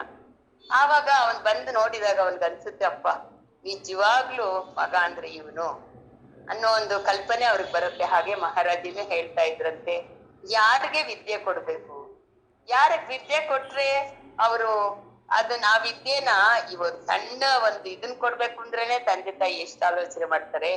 ಮಹಾರಾಜಿ ಎಷ್ಟು ಕಷ್ಟಪಟ್ಟು ಕಲ್ತಿರುವಂತಹ ಈ ವಿದ್ಯೆನ ಮಾತಾಜಿ ಅವ್ರಿಗೆ ಕೊಡ್ಬೇಕು ಅಂದಾಗ ಎಷ್ಟು ತರ ಆಲೋಚನೆ ಮಾಡಿರ್ತಾರಂತೆ, ಮಾಡಿದ್ರಂತೆ ಹೇಳ್ತಾ ಇದ್ರು ಮಾತಾಜಿ ಅವಾಗ. ಹಾಗೆ ಒಂದು ಈ ವಿದ್ಯೆನ್ ಕೊಡ್ಬೇಕಾದ್ರೆ ಇವರು ಕರೆಕ್ಟ್ ಆಗಿದಾರ, ಇವ್ರು ಅದನ್ನ ಹುಡ್ತಿ ಪ್ರಬುದ್ಧಮಾನಕ್ಕೆ ಆ ವಿದ್ಯೆಯನ್ನು ಇನ್ನು ತಗೊಂಡ್ ಬಂದು ಬೇರೆಯವ್ರಿಗೂ ಇವ್ರು ದಾನ ಮಾಡ್ತಾರ, ಇದಕ್ಕೋಸ್ಕರನೇ ಇವರು ನಿಂತಿದಾರ ಅಥವಾ ಏನೋ ಕಲ್ತ್ಬಿಟ್ಟು ಸುಮ್ನಾಗ್ಬಿಡ್ತಾರ, ಇದೆಲ್ಲ ನೋಡಿ ಅವ್ರ ಕೊನೆಗ ಕೊಟ್ಬಿಟ್ಟು ಅಮ್ಮ ಫಕೀರ್ ಹೋಗಯ್ಯ ಅಂತ ಹೇಳ್ತಾರಂತೆ. ಅವ್ರು ಹೋಗೋವಾಗ ಮಹಾರಾಜ್ ಇವ್ರು ಹೋಗ್ವಾಗ, ನನ್ನ ಹತ್ರ ಏನು ಇಲ್ಲ, ನಾನು ಇವಾಗ ಶಿಕ್ಷಕ ಆಗ್ಬಿಟ್ಟಿದೀನಿ, ಎಲ್ಲ ನಿಮಗ್ ಕೊಟ್ಬಿಟ್ಟಿದೀನಿ ಅಂತ ಹೇಳ್ತಾರಂತೆ. ಅಂದ್ರೆ ಅಷ್ಟು ವಿಶ್ವಾಸ ಅವರಲ್ಲಿ, ಭಕ್ತಿ, ಅನುರಾಗ, ಆಮೇಲೆ ಅವ್ರ ಗುರು ಶಕ್ತಿ ಏನಿದೆ ಅಂತ ತಿಳ್ಕೊಂಡು ಎಲ್ಲವನ್ನೂ ಸಮರ್ಪಣೆ ಮಾಡ್ಕೊಂಡಿದ್ದು ಇಷ್ಟು ಸಂಪಾದನೆ ಮಾಡಿದಾರಲ್ಲ. ಅಂದ್ರೆ ಅವರು ಅಂದ್ರೆ ನಮ್ಮ ಸ್ನೇಹಿತೆಯರೇ ಆಗಿರ್ಬೋದು, ನಮ್ಮ ಜೊತೆ ಸಹಸಾಧಕಿಯರೇ ಆಗಿರ್ಬೋದು, ಹೋಗಿ ಅಂತಹ ವಿದ್ಯೆನೇ ಹೆಣ್ಮಕ್ಳು ಕಲ್ಸಲ್ಲ ಅಂತ ಹೇಳ್ತಾ ಇರುವಂತಹ ಗುರುವರಿಯರಲ್ಲಿ ಹೇಗೆ ತಮ್ಮನ್ನ ಪೂರ್ಣವಾಗಿ ಸಮರ್ಪಿಸಿಕೊಂಡು ಅವ್ರು ಹೇಳಿರೋ ವಿದ್ಯೆಯನ್ನ ಅಷ್ಟು ಶ್ರದ್ಧೆಯಿಂದ ಭಕ್ತಿಯಿಂದ ನಿತ್ಯ ಅವರು ಹೇಳ್ತಾರೆ, ನಿದ್ದೆನೆ ಮಾಡ್ತಾ ಇರ್ಲಿಲ್ವಂತೆ ಲಲಿತಾ ಮಾತಾಜಿಯವರು. ಯಾಕೆಂದ್ರೆ ನಾವು ಬಂದಿದೀವಿ ಇಲ್ಲಿ ಕಲಿಯೋದಿಕ್ ಬಂದಿದೀವಿ, ಏನಾದ್ರೂ ಒಂದು ಸಾಧಿಸ್ಲೇಬೇಕು ನಾವಿರೋದ್ರಲ್ಲಿ ಅಂತ ಹೇಳಿ ರಾತ್ರಿ ಹಗಲು ಧ್ಯಾನ ಮಾಡ್ಕೊಂಡು ಅವ್ರ ಹತ್ರ ಯಾವಾಗ ಅವರು ಬಿಡುವು ಕೊಟ್ಟಿರ್ತಾರೋ ಆ ಸಮಯದಲ್ಲಿ ಧ್ಯಾನ ಸಾಧನೆ ಹೆಚ್ಚು ಮಾಡ್ಕೊಂಡು ಅವ್ರು ಹೀಗೆ ಒಂದು ದಿನ ಒಂದು ಫಸ್ಟ್ ಅಂದ್ರೆ ಒಂದು ಬೆಳಿಗ್ಗೆ 12 ಗಂಟೆ ಟೈಮ್ ಧ್ಯಾನ ಮಾಡಿದ್ರಂತೆ. ಆಮೇಲೆ ಒಂದು ದಿನ 3 ದಿನ ಹೀಗೆ ಮಾಡ್ಕೊಂಡು ಬಂದಿದ್ದಾರೆ. ಇದನ್ನೆಲ್ಲ ನೋಡಿ ಮಹಾರಾಜ್ ಅವ್ರಿಗೆ ಸಂತೋಷ ಆಯ್ತು. ಹಾಗೆ ಒಬ್ರು ಗುರುಗಳು ಅವರ ಒಂದು ಶಿಷ್ಯ ಅಂತ ಹೇಳಿದ್ರೆ ಅವರ ಸಂತತಿಗೆ ಒಂದು ವಿದ್ಯೆಯನ್ನು ಕೊಡ್ಬೇಕಾದ್ರೆ ಅವರಷ್ಟು ಆಲೋಚನೆ ಮಾಡಿ ಕೊಡ್ತಾರೆ. ಇಲ್ಲಿ ಕಲ್ಹರ ರಾಜ ಕೂಡ ತನ್ನ ಮಗನಿಗೆ ರಾಜ್ಯ ಪಟ್ಟಾಭಿಷೇಕವನ್ನು ಮಾಡ್ಬೇಕು ಅಂದಾಗ ಅವನು ಭಾಸ್ಕರಾಚಾರ್ಯರ ಹತ್ರ ಕಲಿತಂತಹ ಒಬ್ಬ ಉನ್ನತ ಸಾಧಕನೂ ಹೌದು, ರಾಜ್ಯವನ್ನು ಪರಿಪಾಲಿಸುವುದರಲ್ಲಿ ಚತುರನೂ ಹೌದು, ಜಾಣನೂ ಹೌದು, ಎಲ್ಲಾ ಗುಣಗಳು ಶಕ್ತಿಗಳು ಅವ್ರ ಹತ್ರ ಇದೆ. ನಾನು ಅವ್ರ ರಾಜ್ಯ ಪಟ್ಟಾಭಿಷೇಕ ಮಾಡ್ಬಿಟ್ಟು ಕಣ್ಣು ತುಂಬಾ ನೋಡಿ ಆನಂದ ಪಟ್ಟು ನಾನು ಹೋಗೋಣ ವಾನಪ್ರಸ್ಥಾಶ್ರಮಕ್ಕೆ ಅನ್ನೋ ಒಂದು ಹಂಬಲ ಅವ್ರ ಹತ್ರ ಇರುತ್ತೆ. ಅದೇ ರೀತಿ ಅವರು ಮಾಡ್ಬೇಕು ಅಂತ ಎಲ್ಲ ಸಿದ್ಧತೆಗಳು ಮಾಡ್ಕೊಳ್ತಾರೆ. ಗುರು ಭಾಸ್ಕರಾಚಾರ್ಯರ ಸಮ್ಮುಖದಲ್ಲಿ ಎಲ್ಲವೂ ನಡೆಯುತ್ತೆ. ಹೀಗೆ ಎಲ್ಲಾ ಸಿದ್ಧತೆಗಳಾಗ್ತಾ ಇದ್ದಾಗ ಪಟ್ಟಾಭಿಷೇಕ ಇನ್ನೇನು ಮಂಗಳ ಸ್ನಾತರಾಗಿ, ಅಂದ್ರೆ ನೋಡಿ ಅಲ್ಲಿ ಪಟ್ಟಾಭಿಷೇಕಕ್ಕೆ ಎಷ್ಟೆಷ್ಟು ಇದರಿಂದ ನದಿಗಳಿಂದ ಎಲ್ಲ ಗಂಗೆಯನ್ನ, ಪವಿತ್ರವಾದಂತಹ ಗಂಗೆಯನ್ನ ತಗೊಂಡ್ ಬಂದು ಎಲ್ಲ ಹೂವುಗಳನ್ನು ತಂದು ರತ್ನಮಾಲೆಗಳು, ತೋರಣಗಳು, ಅಂದ್ರೆ ಆ ಒಂದು ಊರಲ್ಲಿ ಎಷ್ಟು ಸಂಭ್ರಮ ನಡೀತಾ ಇತ್ತು. ಆ ಸಂಭ್ರಮಿಸುವಂತಹ ವ್ಯಕ್ತಿಗಳು ಎಷ್ಟು ಆನಂದ ಪಡ್ತಾ ಇದ್ರು ಅದೆಲ್ಲ ಇಲ್ಲಿ ವರ್ಣನೆ ಮಾಡ್ಕೊಂಡು ಬಂದಿದ್ದಾರೆ. ಇವಾಗ ಇನ್ನೇನು ಅಭಿಷೇಕಕ್ಕೆ ಸಿದ್ಧರಾಗಿ ಕಲ್ಹರ ದಂಪತಿಗಳು ಮಂಗಳ ಸ್ನಾತರಾಗಿ ಸಿದ್ಧರಾಗಿ ಬಂದಿದ್ದಾರೆ. ಅಲ್ಲಿವರೆಗೂ ನಿಲ್ಸಿದ್ರು, ಮುಂದುವರ್ಸಮ್ಮ. ಪಟ್ಟಾಭಿಷೇಕದ ಶುಭ ದಿನ ಕಲ್ಹರ ದಂಪತಿಗಳು ಮಂಗಳ ಸ್ನಾತರಾಗಿ ಸಿದ್ಧರಾದರು. ಬ್ರಾಹ್ಮಿ ಮುಹೂರ್ತದಲ್ಲಿಯೇ ರಾಣಿಯು ಭಾಸ್ಕರಾಚಾರ್ಯರ ಮಾರ್ಗದರ್ಶನದಲ್ಲಿ ದೇವಿ ವ್ರತವನ್ನು ಪೂರ್ಣಗೊಳಿಸಿದಳು. ಮುತ್ತೈದರಿಗೆ ಜರಿವಸ್ತ್ರ, ಆಭರಣ, ಮಂಗಳ ದ್ರವ್ಯಗಳೊಂದಿಗೆ ಹೊನ್ನ ನಾಣ್ಯಗಳನ್ನು ದಕ್ಷಿಣೆಯಾಗಿಟ್ಟು ಬಾಗಿನೆಗಳನ್ನು ನೀಡಿ ಆ ವೃದ್ಧ ಸುವಾಸನೀಯರಿಂದ ಆಶೀರ್ವಚನ ಪಡೆದಳು. ಬ್ರಾಹ್ಮಿ ಮುಹೂರ್ತದಲ್ಲಿ ಮಂಗಳವಾದ್ಯಗಳು ಮೊಳಗಿದವು. ಕುಸುಮ ದಂಪತಿಗಳು ಮಂಗಳ ಸ್ನಾತರಾಗಿ ಪಟ್ಟೆ ಪೀತಾಂಬರಗಳನ್ನು ಧರಿಸಿದರು. ವಸ್ತ್ರಗಳಿಗೆ ಒಪ್ಪುವ ಆಭೂಷಣಗಳನ್ನು ಧರಿಸಿಕೊಂಡರು. ಕುಸುಮ ಶ್ರೇಷ್ಠಿಯು ಹಣೆಯಲ್ಲಿ ಧರಿಸಿದ ತ್ರಿಪುಂಡದ ಮಧ್ಯೆ ಇಟ್ಟ ಅರುಣ ಕುಂಕುಮ, ಕಿವಿಯಲ್ಲಿ ವಜ್ರದ ಕರ್ಣಾಭರಣಗಳು ಮಿರುಗುತ್ತಿದ್ದವು. ಕುಸುಮ ಶ್ರೇಷ್ಠಿ ಕುಸುಮಾಂಬೆಯರು ಗಂಭೀರ ನಡಿಗೆಯಿಂದ ಯುಕ್ತ ವೇಳೆಗೆ ರಾಜಸ್ಥಾನಕ್ಕೆ ಬಲಗಾಲಿಟ್ಟು ಪ್ರವೇಶಿಸಿದರು. ಮಂಗಳವಾದ್ಯಗಳು ಸೌಮ್ಯ ನಿನಾದದಿಂದ ಕೂಡಿದ ಗಾನ ಲಹರಿಗಳನ್ನು ಮೂಡಿಸುವಂತೆ ವಾದಕರು ನುಡಿಸುತ್ತಾ ಮುಂದೆ ಸಾಗಿದರು. ತಮಗೆ ಮೀಸಲಿದ್ದ ಸ್ಥಾನಗಳಲ್ಲಿ ಆಸೀನರಾದರು. ಕುಸುಮ ದಂಪತಿಗಳು ರಾಜಸ್ಥಾನಕ್ಕೆ ಬರುವ ವೇಳೆಗೆ ಸರ್ವವೂ ಸಿದ್ಧವಾಗಿತ್ತು. ಆ ಸ್ಥಾನವನ್ನು ಅಲಂಕರಿಸಿದ್ದ ವಿವಿಧ ಸುಮರಾಶಿಗಳು, ಮಾಲೆಗಳು, ಅಲಂಕಾರ ಸಾಮಗ್ರಿಗಳು ಇಂಥ ಯುಗಗಳ ತಾರೆಗಳನ್ನು ಈ ಹಿಂದೆ ನಾವು ಕಂಡಿರಲಿಲ್ಲವೆಂದು ಒಳಗೊಳಗೆ ಗುಪ್ತ ಭಾಷೆಯಲ್ಲಿ ಮಾತನಾಡಿಕೊಂಡವು. ರಾಜಗುರು ಭಾಸ್ಕರಾಚಾರ್ಯರ ನೇತೃತ್ವದಲ್ಲಿ ಮಂತ್ರಿವರನಾದ ಧನುರ್ಧಾರ್ಯನು ಕರ್ತವ್ಯ ದಕ್ಷತೆಯಲ್ಲಿ ಪ್ರತಿ ಕೆಲಸವೂ ಹೂವಿನ ಸರವೆನಿಸಿಬಿಡುತ್ತಿತ್ತು. ಗುರುಜನರು, ರಾಜನ ಬಂಧು ಬಾಂಧವರು, ಸಚಿವ ವರ್ಗದವರು, ಅಧಿಕಾರಿಗಳು, 17 ಪಟ್ಟಣಗಳ ನಗರ ಸ್ವಾಮಿಗಳು, ಪುರಪ್ರಮುಖರು, ಆಹ್ವಾನಿತ ಪ್ರಜೆಗಳು ಈ ಮೊದಲೇ ಹಾಜರಿದ್ದರು. ಸಮಸ್ತ ಜನಸ್ತೋಮವು ಸಂಭ್ರಮ, ಸಡಗರ, ಆಸಕ್ತಿ, ಕುತೂಹಲಗಳಿಂದ ಪಟ್ಟಾಭಿಷೇಕ ವಿಧಾನವನ್ನು ವೀಕ್ಷಿಸತೊಡಗಿತ್ತು. ಏಕೆಂದರೆ ರಾಜನು ಯುವರಾಜನಾಗಿ ಪಟ್ಟಾಭಿಷೇಕ ಮಾಡಿದಾಗ ಮಾತ್ರ ನೋಡಲಾಗುವ ಮಹೋತ್ಸವವಿದು ಎಂದು ಜನತೆ ಅರಿತಿದ್ದರು. ರಾಜಕುಮಾರ ಕುಸುಮಗುಪ್ತನು ಸತೀ ಸಮೇತನಾಗಿ ಸಿಂಹಾಸನದ ವೇದಿಕೆಯ ಮೇಲೆ ನಮ್ರನಾಗಿ ನಿಂತನು. ರಾಜಪುರೋಹಿತರು ವೇದ ಮಂತ್ರಗಳನ್ನು ಪಠಿಸುತ್ತಾ ಕುಸುಮಗುಪ್ತನ ಶಿರಸ್ಸಿನ ಮೇಲೆ ಸಮಸ್ತ ಜೀವನದಿಗಳ ಜಲಧಾರೆಯ ಅಭಿಷೇಕ ಮಾಡಿದರು. ಜಯಘೋಷಗಳ ಮತ್ತು ಮಂಗಳವಾದ್ಯಗಳ ನಡುವೆ ರಾಜ ಕಲಹರನು ನಿಶ್ಚಿತ ಮುಹೂರ್ತದಲ್ಲಿ ಕುಸುಮಗುಪ್ತನ ಶಿರಸ್ಸಿಗೆ ನವರತ್ನ ಖಚಿತ ಕಿರೀಟ ಧಾರಣೆಯನ್ನು ಮಾಡಿದನು. ಮಣಿಮಯ ಸುವರ್ಣ ಖಡ್ಗವನ್ನು, ವಜ್ರ ಖಚಿತ ರಾಜಮುದ್ರಿಕೆಯನ್ನು ಇತ್ತು ಮನಸಾರೆ ಹಾರೈಸಿದನು. ಗುರುಜನರು ಅಕ್ಷತಾರೋಪಣೆ ಮಾಡುತ್ತಾ ಘನಪಾಠ ಮಂತ್ರಗಳನ್ನು ಪಠಿಸಿದರು. ಸಭಾಸದರು ಪುಷ್ಪವೃಷ್ಟಿಗರೆದರು. ಜಯಘೋಷವು ಸಭೆಯಲ್ಲಿ ಮೊಳಗತೊಡಗಿತು. ಕುಸುಮ ದಂಪತಿಗಳು ರಾಜಗುರುಗಳಾದ ಭಾಸ್ಕರಾಚಾರ್ಯರಿಗೆ ಪಾದಾಭಿವಂದನೆ ಮಾಡಿದರು. ದೇವಸಭೆಯಂತಿದ್ದ ಆ ಸಭೆಗೆ ನಮಿಸಿ ಸಿಂಹಾಸನಕ್ಕೆ ಶಿರಬಾಗಿ ವಂದಿಸಿ ಸಿಂಹಾಸನ ಆರೋಹಣ ಮಾಡಿದರು. ಕುಸುಮ ಶ್ರೇಷ್ಠಿ ತಾನೆಂದು ಪೆನಗೊಂಡಾಧೀಶನೆಂದು ಹಿಗ್ಗಲಿಲ್ಲ. ಆದರೆ ಕುಸುಮಾಂಬೆಯು ತನ್ನ ಪ್ರಾಣೇಶನು ದೊರೆಯಾದನೆಂದು ಪುಲಕಗೊಂಡಳು. ಮಣಿಕುಂಡಲ ದಂಪತಿಗಳು ಈ ದೃಶ್ಯವು ಕನಸಲ್ಲವಷ್ಟೇ ಎಂದು ಮತ್ತೆ ಮತ್ತೆ ಸಭೆಯನ್ನೆಲ್ಲ ವೀಕ್ಷಿಸಿದರು. ತಮ್ಮ ಸುಪುತ್ರನು ರಾಜ್ಯದ ಸುಪದವಿಯಲ್ಲಿ ಆಸೀನನಾಗಿ ಶೋಭಿಸುತ್ತಿರುವುದನ್ನು ಕಣ್ತುಂಬ ದರ್ಶಿಸಿ ಕಲಹರ ದಂಪತಿಗಳು ಮನದುಂಬಿ ಹರಿಸಿದರು. ಸಿಂಹಾಸನಕ್ಕೆ ತಕ್ಕ ನರಕೇಸರಿ ಎಂದು ಪ್ರಜೆಗಳು ಪ್ರಫುಲ್ಲ ಮನಸ್ಕರಾದರು. ತೃಪ್ತಿಯ ನಗೆ ಚೆಲ್ಲಿದರು. ಕುಸುಮಗುಪ್ತನು ರಾಜಪದ್ಧತಿಯಂತೆ ಪ್ರಮಾಣ ವಚನವನ್ನು ಸ್ವೀಕರಿಸಿ ಪೆನುಗೊಂಡೆಯ ಪ್ರಜಾಸೌಖ್ಯಕ್ಕಾಗಿ ತನ್ನ ತನು, ಮನ, ಧನ, ಪ್ರಾಣಗಳನ್ನು ಮುಡುಪಾಗಿಟ್ಟಿರುವುದಾಗಿ ಘೋಷಿಸಿದನು. ಕುಸುಮ ಶ್ರೇಷ್ಠಿಯ ಪಟ್ಟಾಭಿಷೇಕ ಮುಗಿಯಿತು. ಸಮಸ್ತ ಪ್ರಜಾವೃಂದದ ನೇತ್ರಗಳಿಗೆ, ಮನಸ್ಸಿಗೆ, ಉದರಕ್ಕೆ ಹಬ್ಬದೂಟದ ಅನುಭವವಾಗಿ ಎಲ್ಲರೂ ಸ್ವಸ್ಥಾನಕ್ಕೆ ತೆರಳಿದರು. ಕುಸುಮನಿಗೆ ಪಟ್ಟಾಭಿಷೇಕವಾದ ಆ ದಿನದಂದು ಪ್ರಜಾಚಿತ್ತವು ಆನಂದೋತ್ಸವವನ್ನು ಅನುಭವಿಸಿತು. ಇನ್ನು ತಮ್ಮ ಘನಶೈಲಪುರಿ ರಾಜ್ಯವು ರಾಮರಾಜ್ಯವಾದಂತೆಯೇ ಎಂದು ಭಕ್ತಿ ತುಂಬಿದ ವಿಶ್ವಾಸ ಭಾವದಿಂದ ತಮ್ಮ ನೂತನ ರಾಜದಂಪತಿಗಳಿಗೆ ಮಂಗಳವೆಸಗು ಬಾ ದೇವ ಎಂದು ಆಗಸದತ್ತ ಕೈ ಜೋಡಿಸಿ ದೇವರಲ್ಲಿ ಮೊರೆಗೈದರು. ಇವಾಗ ಹೇಳು. ಅದೇ ಈಗ ಗುರುಗಳ ಸಾಮೀಪ್ಯದಲ್ಲಿ ಏನಾದ್ರೂ ನಡಿಬೇಕಾದ್ರೆ ನಂದೀಶ್ ಸರ್ ಬಂದ್ರೇನಮ್ಮ? ಇಲ್ಲ. ಗುರುಗಳ ಸಾಮೀಪ್ಯದಲ್ಲಿ ನಡೆದಾಗ ಎಲ್ಲವೂ ಸುಸಜ್ಜಿತವಾಗಿ, ಶುಭಕರವಾಗಿ, ಅವರ ಆಶೀರ್ವಾದ, ಅವರ ಒಂದು ಕರುಣೆಯ ವರದ ಹಸ್ತದಿಂದ ಎಲ್ಲವೂ ಚೆನ್ನಾಗಿ ನಡೆಯುತ್ತೆ ಅನ್ನೋದು ಅವ್ರಿಗೆ ಗೊತ್ತಿತ್ತು. ಅದಕ್ಕೆ ಭಾಸ್ಕರಾಚಾರ್ಯರನ್ನೇ ಮುಂದಿಟ್ಕೊಂಡು ಎಲ್ಲವೂ ಅವರ ಒಂದು ಸಮ್ಮುಖದಲ್ಲಿ ಅವರು ರಾಜಗುರುಗಳು. ಯಾಕೆ ಅಂತ ಹೇಳಿದ್ರೆ ರಾಜನಿಗೆ ಗುರುಗಳಾಗಿದ್ರಲ್ಲ ರಾಜಗುರುಗಳು. ಇವ್ರಿಗೆಲ್ಲ ಬಾಲ್ಯದಿಂದನೇ ವಿದ್ಯೆಯನ್ನು ಕಲಿಸಿದಿರೋಂಥವ್ರು ಗುರುಕುಲದಲ್ಲಿ. ಇಂತಹ ಭಾಸ್ಕರಾಚಾರ್ಯರು ಸಮ್ಮುಖದಲ್ಲಿ ಎಲ್ಲವೂ ಸಿದ್ಧವಾಗ್ತಾ ಇತ್ತು.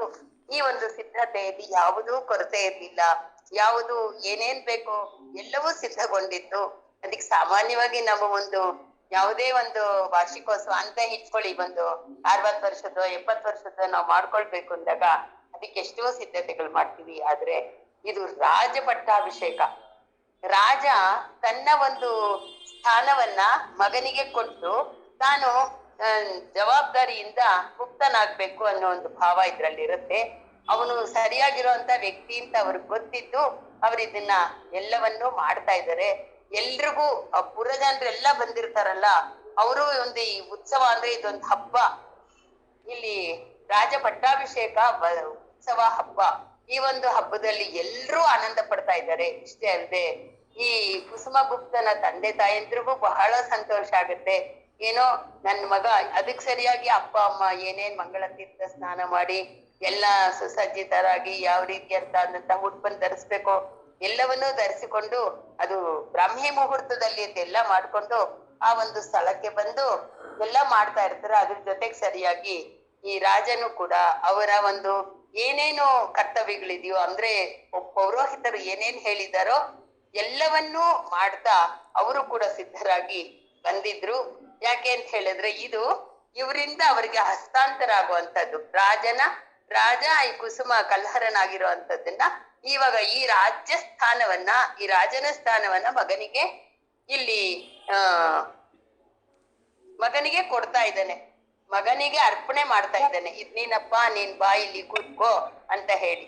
ಇಂತಹ ಒಂದು ಸಂದರ್ಭದಲ್ಲಿ ಎಷ್ಟು ಜನ ಇವರು ಒಂದು 18 ಪಟ್ಟಣಗಳಿಗೆ ಇವ್ರು ಒಡೆಯರಾಗಿರ್ತಾರಂತೆ. ಪೆನುಗೊಂಡೆ 18 ರಾಜ್ಯಗಳಿರುತ್ತಂತೆ. ಅಷ್ಟಕ್ಕೆ ಒಡೆಯರಾಗಿದ್ರೆ ಇವರು. ಅದಕ್ಕೆ ಎಷ್ಟು ಜನ ಬಂದಿರ್ಬೋದು ಎಲ್ಲಾ ಊರುಗಳಿಂದ ಬಂದು ಎಷ್ಟು ಆನಂದವಾಗಿ, ಇಲ್ಲಪ್ಪ ನಾವ್ ಈ ಒಂದು ಹಬ್ಬವನ್ನು ನೋಡ್ಲೇಬೇಕು, ಇದು ಯಾವತ್ತೋ ಒಂದಿನ ಆಗುವಂಥದ್ದು, ಇದು ಮುಗ್ದೋದ್ರೆ ಮತ್ತೆ ನಾವು ಇದನ್ನ ನೋಡೋಕ್ಕಾಗಲ್ಲ ಅಂತ ಎಲ್ರು ಬಂದು ಕಣ್ಣಿಗೂ ಆನಂದ, ಕಣ್ಣಿಂದ ಆನಂದ ಅನುಭವ, ಕಿವಿಗ ಆನಂದ, ಆಮೇಲೆ ಈ ಮನಸ್ಸಿಗೂ ಆನಂದ. ಅಲ್ಲಿ ನಡೆಯುವಂತಹ ಎಲ್ಲ ಕಾರ್ಯಕ್ರಮಗಳನ್ನು ವೀಕ್ಷಿಸಿದಾಗ ಅಲ್ಲಿ ಸಭಿಕರೆಲ್ಲರಿಗೂ ಬಹಳ ಸಂತೋಷ ಆಗುತ್ತೆ. ಅಷ್ಟೇ ಅಲ್ಲ, ಅದಕ್ಕೆ ಸರಿಯಾಗಿ ಊಟೋಪಚಾರಗಳು ಎಲ್ಲವೂ ಚೆನ್ನಾಗಿರುತ್ತೆ. ಅದಕ್ಕೆ ಕಣ್ಣಿಗೂ ಊಟ, ಕಿವಿಗೂ ಊಟ, ಇಲ್ಲಿ ನೋಡುವಂತಹ ಮನಸ್ಸಿಗೂ ಊಟ, ಎಲ್ಲಕ್ಕೂ ಇಲ್ಲಿ ಊಟ ಸಿದ್ಧ ಆಗಿದೆ. ಈ ಭೋಜನ ಹೊಟ್ಟೆಗೂ ಇರುತ್ತೆ. ಇದಕ್ ಮಾತ್ರ ಅಲ್ಲ, ಎಲ್ರೂ ಅಷ್ಟು ಸಂತೋಷ ಪಡ್ತಾ ಇದ್ದಾರೆ.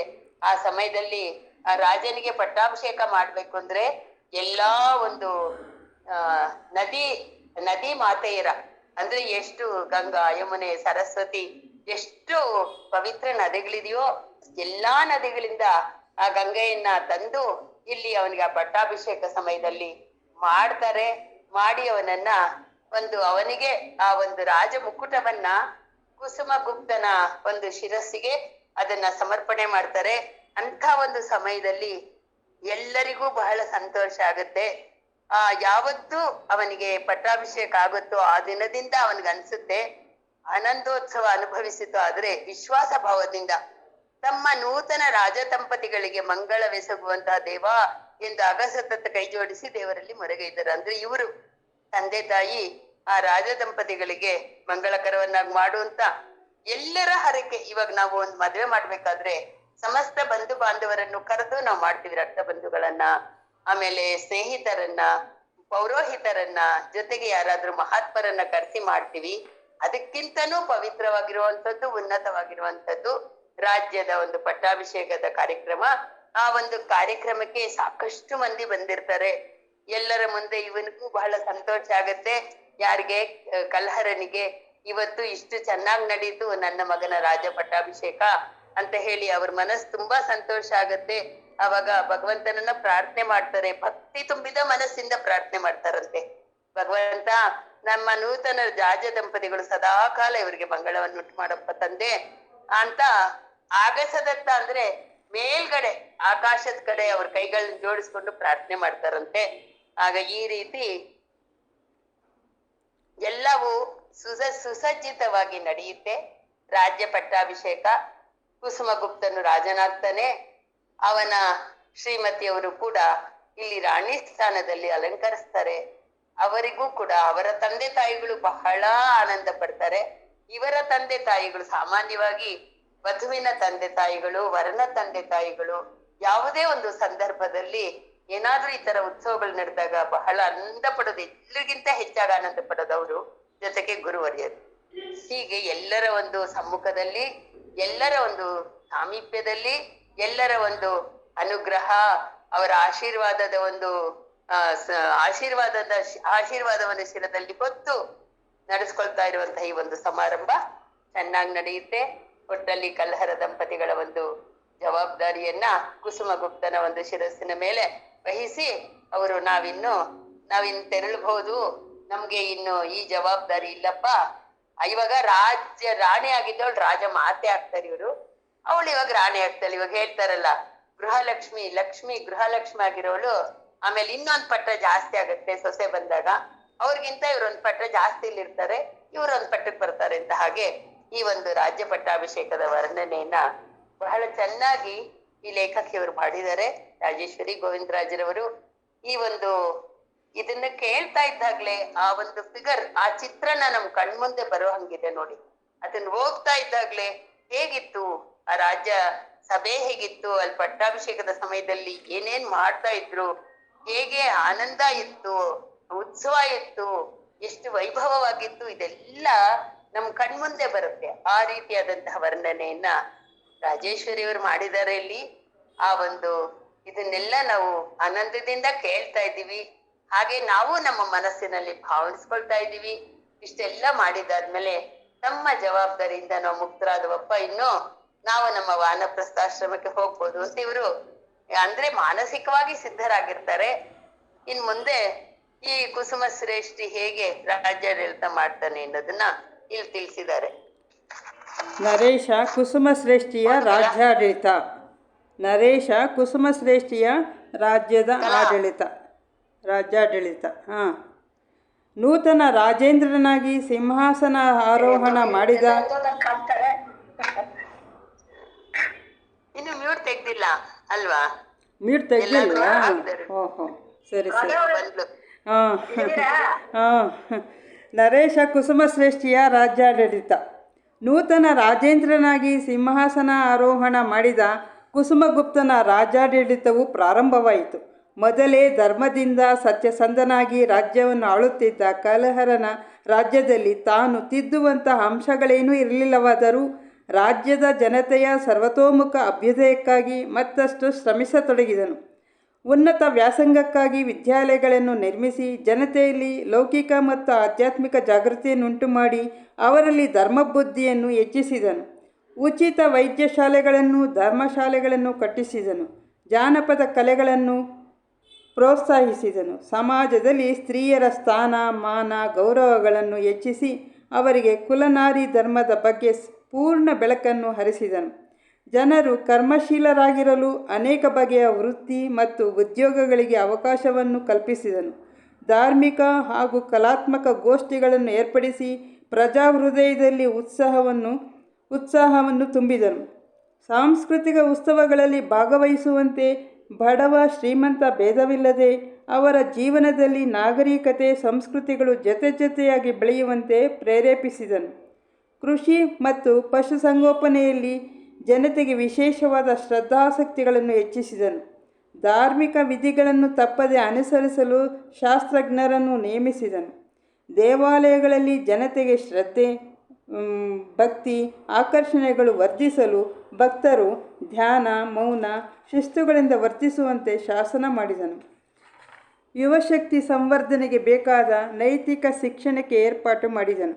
ಯೋಗಾಭ್ಯಾಸದ ಮಹತ್ವವನ್ನರಿತು ನಿತ್ಯ ಬದುಕಿನಲ್ಲಿ ಜನತೆ ಯೋಗದ ಲಾಭಗಳನ್ನು ಪಡೆಯುವಂತೆ ಭಾಸ್ಕರಾಚಾರ್ಯರ ಶಿಷ್ಯರ ಮುಖೇನ ಪ್ರಚಾರ ಮಾಡಿಸಿ ಯೋಗ ಶಿಕ್ಷಣವೂ ದೊರೆಯುವಂತೆ ಮಾಡಿದನು. ರಾಜ್ಯದ ರಕ್ಷಣೆಗೆ ಬೇಕಾದ ನವೀನ ಯುದ್ಧ ವಿಧಾನದ ತರಬೇತಿಯನ್ನು ಯೋಧರಿಗೆ ಕೊಡಿಸಿ ಅವರು ಶಾಂತ ಸಮರ್ಥರಾಗಿ ಬಾಳುವಂತೆ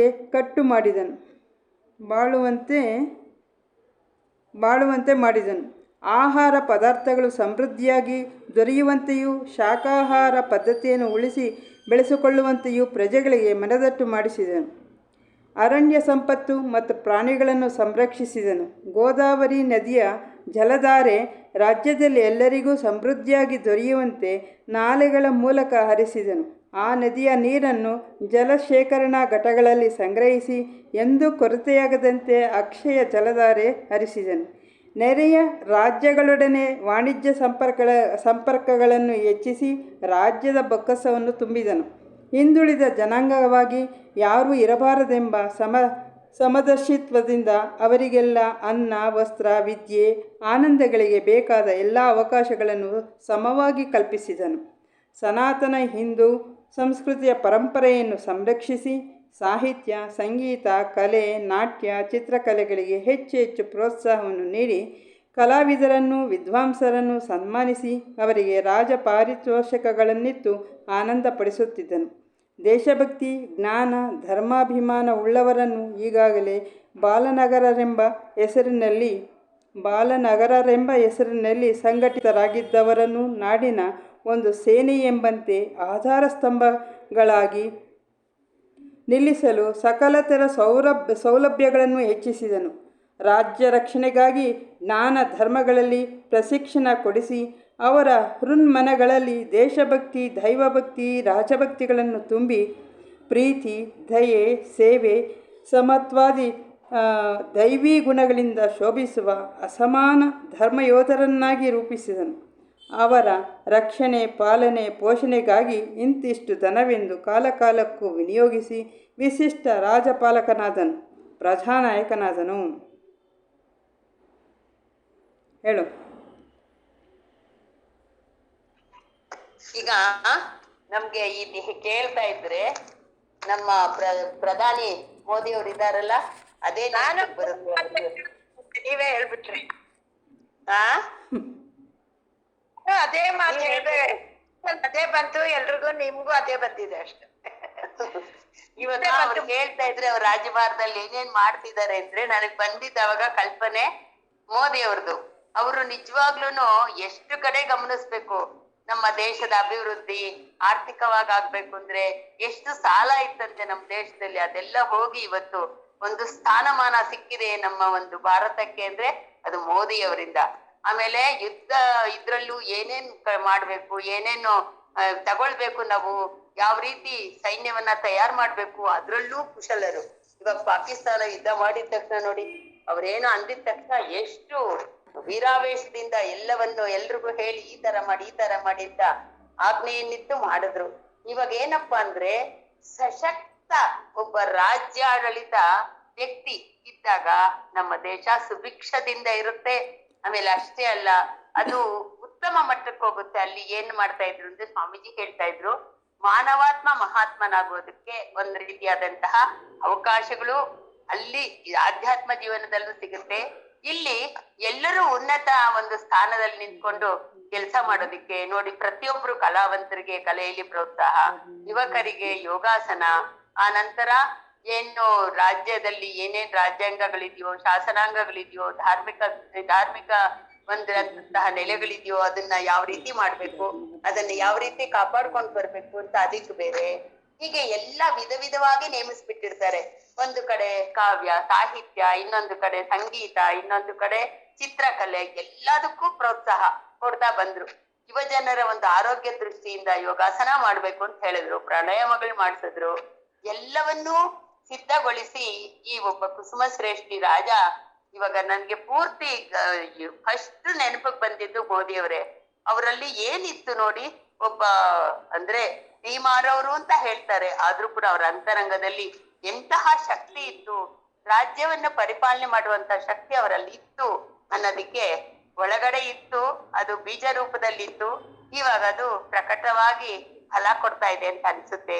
ಎಷ್ಟು ಬುದ್ಧಿವಂತರಪ್ಪ, ಎಲ್ಲೆಲ್ಲಿ ಏನೇನ್ ಮಾಡಿದ್ರೆ ಏನಾಗುತ್ತೆ, ಎಲ್ಲ ಧಾರ್ಮಿಕವಾಗಿ ಎಲ್ಲ ಒಂದು ಯಾವುದು ಇವಾಗ ಕಾಶಿ, ಆಮೇಲೆ ಅಯೋಧ್ಯೆ, ಇದನ್ನೆಲ್ಲ ಎಷ್ಟು ಇಂಪ್ರೂವ್ ಮಾಡಿದ್ದಾರೆ. ನಿಜವಾಗ್ಲೂನು ಎಷ್ಟು ಸಂತೋಷ ಆಗತ್ತೆ.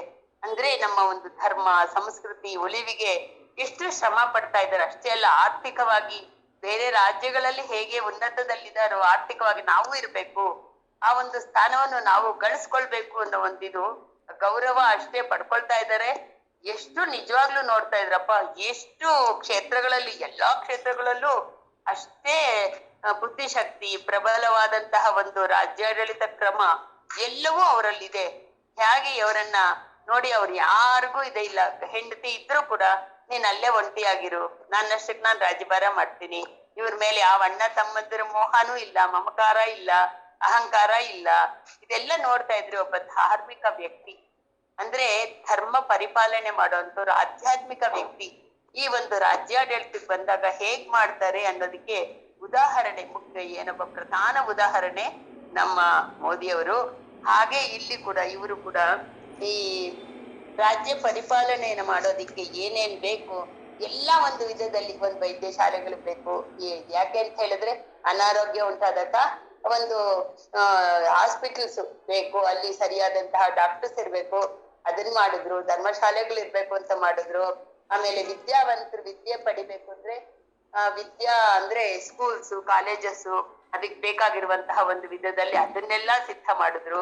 ಕಲಾವಂತರಿಗೂ ಸಿದ್ಧ ಮಾಡಿಕೊಟ್ರು, ಯುವ ಜನಾಂಗಕ್ಕೂ ಮಾಡಿ ಅವ್ರನ್ನ ಬಾಲನಗರಿಗಳು ಅಂತ ಹೇಳೋ ಒಂದು ಇದ್ರಲ್ಲಿ ಅವ್ರನ್ನ ಎಲ್ಲಾ ರೀತಿಯಾದಂತಹ ಅವ್ರಿಗೆ ವಿದ್ಯೆಯನ್ನು ಕೊಡ್ತಾ ಇದ್ರು, ಅವ್ರಿಗೆ ಅಭ್ಯಾಸಗಳನ್ನ ಮಾಡ್ತಾ ಇದ್ರು. ನಮ್ಗೆ ಸ್ವಾಮೀಜಿ ನೆನಪಕ್ಕೆ ಬಂದ್ರು ಇವಾಗ. ಕನ್ಯಾಕುಮಾರಿ ಸ್ವಾಮೀಜಿಯವರು ನಮ್ಗೆ ಇದು ಕೋಲಲ್ಲಿ ಇಟ್ಕೊಂಡು ಎಲ್ಲ ಮಾಡ್ತೀವಲ್ಲಮ್ಮ, ಅದಕ್ಕೇನು ಹೇಳ್ತೀವಿ, ಕರಾಟೆ ಅಲ್ಲ, ಅದನ್ನೆಲ್ಲ ಮಾಡಿಸ್ತಾ ಇದ್ರು. ಆಮೇಲೆ ನೀವೇ ನಿಮ್ಮ ಒಂದು ಇದನ್ನ ಡೆಲಿವರೀಸ್ ಮಾಡ್ಕೊಳ್ಬೋದು, ಆ ಮಗುಗೆ ಹೇಗೆ ನಾವು ಈ ಪಾಲನೆ ಮಾಡ್ಬೇಕು, ಯಾವ ರೀತಿ ಮಾಡ್ಬೇಕು. ಒಂದ್ಸರ್ತಿ ಸ್ವಾಮೀಜಿ ಅವ್ರು ಯಾವ್ದೋ ಡೆಲಿವರಿ ಕೇಸಲ್ಲೂ ಏನೋ ಗೊತ್ತಿಲ್ಲ, ಅವ್ರು ಹೇಳಿದ್ದು ಬೇರೆಯವ್ರಿಗೆ ಹೇಳಿದ್ರು ಗೊತ್ತಿಲ್ಲ, ಕೈಯೋ ಕಾಲೋ ಮುಂದೆ ಬಂದ್ಬಿಟ್ಟಿತ್ತಂತೆ. ಅದನ್ನ ಆಪರೇಷನ್ ಮಾಡಿ ತೆಗಿಬೇಕು ಅಂತಿದ್ದಾಗ ಸ್ವಲ್ಪ ಬಿಸಿನ ಟಚ್ ಮಾಡಿಸಿದ್ರಂತೆ, ಕಾಲ್ಗೆ ತಗೊಂಡ್ಬಿಡ್ತಂತೆ ಒಳಗಡೆಗೆ. ಎಲ್ಲದ್ರಲ್ಲೂ ನಾಲೆಡ್ಜಬಲ್ ವ್ಯಕ್ತಿನಪ್ಪ ಸ್ವಾಮೀಜಿ. ಇಂತಹ ಮಹಾತ್ಮರು ಸಕಲ ಕಲಾ ಪರಿಪೂರ್ಣರು ಅಂತ ನಾವ್ ಹೇಳ್ಬೋದು. ಅವ್ರ ಹತ್ರ ಏನಿದೆಯೋ ಅಷ್ಟು ವಿದ್ಯೆಯನ್ನ ನಮಗ್ ಕೊಡ್ತಾ ಇದ್ರು. ಅಂದ್ರೆ ನಮ್ಮತ್ರ ಕಲಿತಿರುವಂತಹ ಒಂದು ಮಕ್ಕಳು ಎಲ್ಲದರಲ್ಲೂ ಇದಿರ್ಬೇಕು, ಇವರು ಯಾವುದೇ ಒಂದು ಕ್ಷೇತ್ರದಲ್ಲಿ ಇಲ್ಲ ಇವರು ಅಂತ ಅನ್ನಿಸ್ಕೊಳ್ಬಾರ್ದು ಅಂತ ಮಹತ್ತರವಾದಂತಹ ಆಸೆಗಳನ್ನ ಇಟ್ಕೊಂಡು ಬೆಳೆಸಿದ್ರು. ಆದರೆ ಅವರವರ ಸಾಮರ್ಥ್ಯಕ್ಕೆ ಅನುಗುಣವಾಗಿ ಅವರವರು ಬೆಳೆದೆವು. ಯಾಕೆ ಅಂದ್ರೆ ಒಳಗಡೆ ಬೀಜ ಎಷ್ಟು ಸಮರ್ಥವಾಗಿರುತ್ತೋ, ಯಾರ್ಯಾರಲ್ಲಿ ಎಷ್ಟೆಷ್ಟು ಸಾಧನೆಗೆ ನಾವು ತೊಡಗಿ ನಾವೇನ್ ಮಾಡ್ಬೇಕು ಅಂತ ನಮ್ಮ ಅಂತರಂಗದಲ್ಲಿ ಸಂಸ್ಕಾರಗಳಿರ್ಬೇಕಲ್ಲ, ಅದಕ್ಕೆ ಅನುಗುಣವಾಗಿ ಅವರವ್ರು ಬೆಳೀತಾ ಬಂದ್ವಿ. ಆದರೆ ನಿಜವಾಗೂ ಲೆಕ್ಕ ಹಾಕಿದ್ರೆ ಸ್ವಾಮೀಜಿ ಅಂತಹ ಗುರುಗಳು ನಮಗ್ ಸಿಕ್ಕಿರೋದು ಸಕಲ ಕಲಾನಿಧಿಗಳು. ನಮ್ಗೆ ಕಲ್ಪವೃಕ್ಷ ಇದ್ದ ಹಾಗೆ, ಕಾಮಧೇನು ಇದ್ದ ಹಾಗೆ. ಏನ್ ಬಯಸಿದ್ರೆ ಅದು. ಮನೇಲಿ ಏನಾದ್ರು ಮಾಡ್ತೀರಾ, ಏನಾದ್ರು ಮಾಡಿ, ಅದಕ್ಕೆ ಯಾವ್ದೋ ಒಂದು ಪುಸ್ತಕ ತಂದ್ಕೊಟ್ರು. ಎಲ್ಲವನ್ನೂ ಅಷ್ಟೇನಪ್ಪ, ಕೂತ್ಕೊಂಡಿದ್ ಕಡೆ ಎಲ್ಲವನ್ನೂ ಹೇಳ್ತಾ ಇದ್ರು, ಎಲ್ಲವನ್ನೂ ಮಾಡಿ ಅಂತ ತಿಳಿಸ್ಕೊಡ್ತಾ ಇದ್ರು. ಇವತ್ತು ನೆನೆಸ್ಕೊಂಡ್ರೆ ಇಂಥ ಮಹಾತ್ಮರು ನಮ್ಗೆ ಗುರುಗಳಾಗಿ ಬಂದಿದ್ದು ನಮ್ಮ ಎಷ್ಟು ಜನ್ಮಗಳ ಪುಣ್ಯನೋ ಅಂತ ಅನ್ಸುತ್ತೆ ನೋಡಿ. ಅವರ ಹತ್ರ ಪಾಠ ಕಲಿತಿರೋಂಥವ್ರು ಇವತ್ತು ಆಧ್ಯಾತ್ಮದ ಶಿಖರದ ತುದಿಯಲ್ಲಿ ಕೂತಿದ್ದಾರೆ. ನಾವ್ ಅನ್ಕೊಳ್ತಾ ಇದ್ವಿ ನಾವಿನ್ನೂ ಕೆಳಗಡೆನೆ ಮೇಲೆ ಕತ್ಲಿಯೋ ಬೇಡೋ ಅಂತಿದೀವಿ ಅಂತ. ಒಂದ್ಸರ್ತಿ ನೋಡ್ಕೊಟ್ಟಾಗ ಅವರ ಕರುಣೆಯಿಂದ ಇಷ್ಟೋ ಅಷ್ಟೋ ಸ್ವಲ್ಪ ಮೇಲ್ ನಡೀತಾ ಇದೀವಿ. ನಾವು ಮನುಷ್ಯರಾಗಿ ಇರೋದಕ್ಕಿಂತ ಇಲ್ಲಿ ಮಾನವೀಯತೆಯಿಂದ ಕೂಡಿದ ಮಹಾನ್ ವ್ಯಕ್ತಿಗಳಾಗ್ಬೇಕು ನಾವು ಅನ್ನೋ ಒಂದು ಆಶೆ ಸಾಮಾನ್ಯವಾಗಿ ಸ್ವಾಮೀಜಿಯವರ ಹತ್ರ ಕಲ್ತಿರೋ ಅಂತವ್ರ ಹತ್ರ ಯಾರ ಹತ್ರನೂ ಇಲ್ಲದೇ ಇಲ್ಲ. ಎಲ್ಲರಿಗೂ ಇದೆ. ಇವಾಗ ನೋಡಿ, ಸಾಮಾನ್ಯವಾಗಿ ಅವ್ರ ಹತ್ರ ಕಲ್ತಿರೋ ಅಂಥವ್ರು ಎಲ್ರು ಯಾವುದೇ ಕ್ಷೇತ್ರದಲ್ಲಿ ಹೋಗ್ಲಿ ಮುಂದಾಳತ್ವದಲ್ಲಿದ್ದಾರೆ. ಇದನ್ನ ನೋಡಿದಾಗ ಎಲ್ಲರೂ ಅಂಥವ್ರನ್ನೇ ಆರಿಸ್ಕೊಳ್ತಾ ಇದ್ರು ಅವರು. ನಿಜವಾಗ್ಲೂ ನಾನು ಅಲ್ಲಿ ರಾಜೇಶ್ವರಿ ಇದ್ದಾಗ, ನಾನ್ ರಾಜೇಶ್ವರಿ ಜೊತೆನೆ ಇರ್ತಾ ಇದ್ದೆ. ನಾನು ಅವಳು ಒಂದೇ ಕ್ಲಾಸಲ್ಲಿ ಓದ್ತಾ ಇದ್ದಿದ್ದು. ಅಲ್ಲಿ ನಮ್ಮೂರಲ್ಲಿ ಪ್ರತಿಷ್ಠೆ ಆದಾಗ ಎಲ್ಲಾದ್ರಲ್ಲಿ ಇವಳು ಮುಂದಾಳತ್ವ ತಗೊಂಡು ನೋಡ್ತಾ ಇರೋದನ್ನ ನೋಡಿ, ಇವಳನ್ನೇನಾದ್ರೂ ಮಾಡಿ ಇಲ್ಲಿ ಕರೆಸ್ಕೊಂಡ್ರೆ ಆವಾಗ ಇನ್ನು ನಮ್ದ್ರಲ್ಲಿ ಇನ್ನು ಚೆನ್ನಾಗಾಗತ್ತೆ ಅಂತ ಹೇಳಿ ಯಾವ್ದೋ ರೀತಿ ಸ್ವಾಮೀಜಿ ಮನೆಗೆ ಹೋಗೋದಕ್ಕೆ ನಾವು ಒಪ್ಕೊಂಡು ಹೋದ್ವಿ. ನಾನು ರಾಜೇಶ್ವರಿ ಇಬ್ರು ಜೊತೆಲೆ ಹೋದ್ವಿ. ನಾವು ಬೆಳಿಗ್ಗೆಗೆ ಕಾವ್ಯ ರಚನಾ ಕ್ರಮನ ಶುರು ಮಾಡಿದ್ರು. ಆದ್ರೆ ರಾಜೇಶ್ವರಿ ಅವತ್ತಿಂದನೇ ಭಗವದ್ಗೀತೆನ ಬರೆಯೋಕ್ ಶುರು ಮಾಡಿದ್ರು. ಭಗವದ್ಗೀತೆಯನ್ನ ತ್ರಿಪದಿಯಲ್ಲಿ ಕನ್ನಡ ಅನುವಾದ ಮಾಡಿ ಸಂಸ್ಕೃತ ಶ್ಲೋಕಗಳನ್ನ ತ್ರಿಪದಿಯಲ್ಲಿ ಬರೆದ್ರು, ಆಮೇಲೆ ಚತುಷ್ಪದಿಯಲ್ಲಿ ಬರೆದ್ರು. ನಿಜವಾಗ್ಲೂ ನನಗೆ ಇವಾಗ ಕೇಳ್ತಾ ಇದ್ರೆ ಅದಿನ್ನ ಅವಾಗ್ಲೂ ಸ್ಟಾರ್ಟ್ ಮಾಡ್ಬಿಟ್ರಲ್ಲ ಇವರು ಅಂತ. ಆದ್ರೆ ನಮ್ಗೆ ಅದನ್ನೇ ಆರಂಭ ಮಾಡ್ಬೇಕಾದ್ರೆ ನಮ್ದು ಅವರವರ ಒಂದು ಜೀವಿಯ ಒಂದು ಏನೇನಪ್ಪ ಅದರ ಲಕ್ಷಣಗಳು, ಅದರ ಒಂದು ಸ್ವಭಾವಗಳು, ಅದರ ಶಕ್ತಿ ಸಾಮರ್ಥ್ಯಗಳು ಏನೇನಿರ್ತೋ ಅದಕ್ಕೆ ಅನುಗುಣವಾಗಿ ಅದು ಅವರು ಸ್ವೀಕರಿಸ್ತಾರೆ. ಹಾಗೆ ಎಲ್ಲಾ ರೀತಿಯಲ್ಲೂ ನಮ್ಗೆ ಸ್ವಾಮೀಜಿ ಮಾಡ್ದಾಗೆ ಇವರು ಕೂಡ ನನ್ಗಿವಾಗ ಅನ್ಸುತ್ತೆ ರಾಜೇಶ್ವರಿ ಅವರು ಇದನ್ನ ಬರೀಬೇಕಾದ್ರು ಕೂಡ ನಮ್ಮ ಒಂದು ಸ್ವಾಮೀಜಿಯವರ ಕಲ್ಪನೆಯಲ್ಲಿ ಅವ್ರು ಏನೇನ್ ಕಲ್ಸಿದ್ರು ಅದನ್ನೇ ಮನಸ್ಸಲ್ಲಿ ಇಟ್ಕೊಂಡು ಅದೇ ರೀತಿಲಿ ಇನ್ನೂ ಚೆನ್ನಾಗಿ ವರ್ಣನೆ ಮಾಡಿದ್ದಾರೆ ಅಂತ ನನ್ಗನ್ನಿಸ್ತಾ ಇದೆ.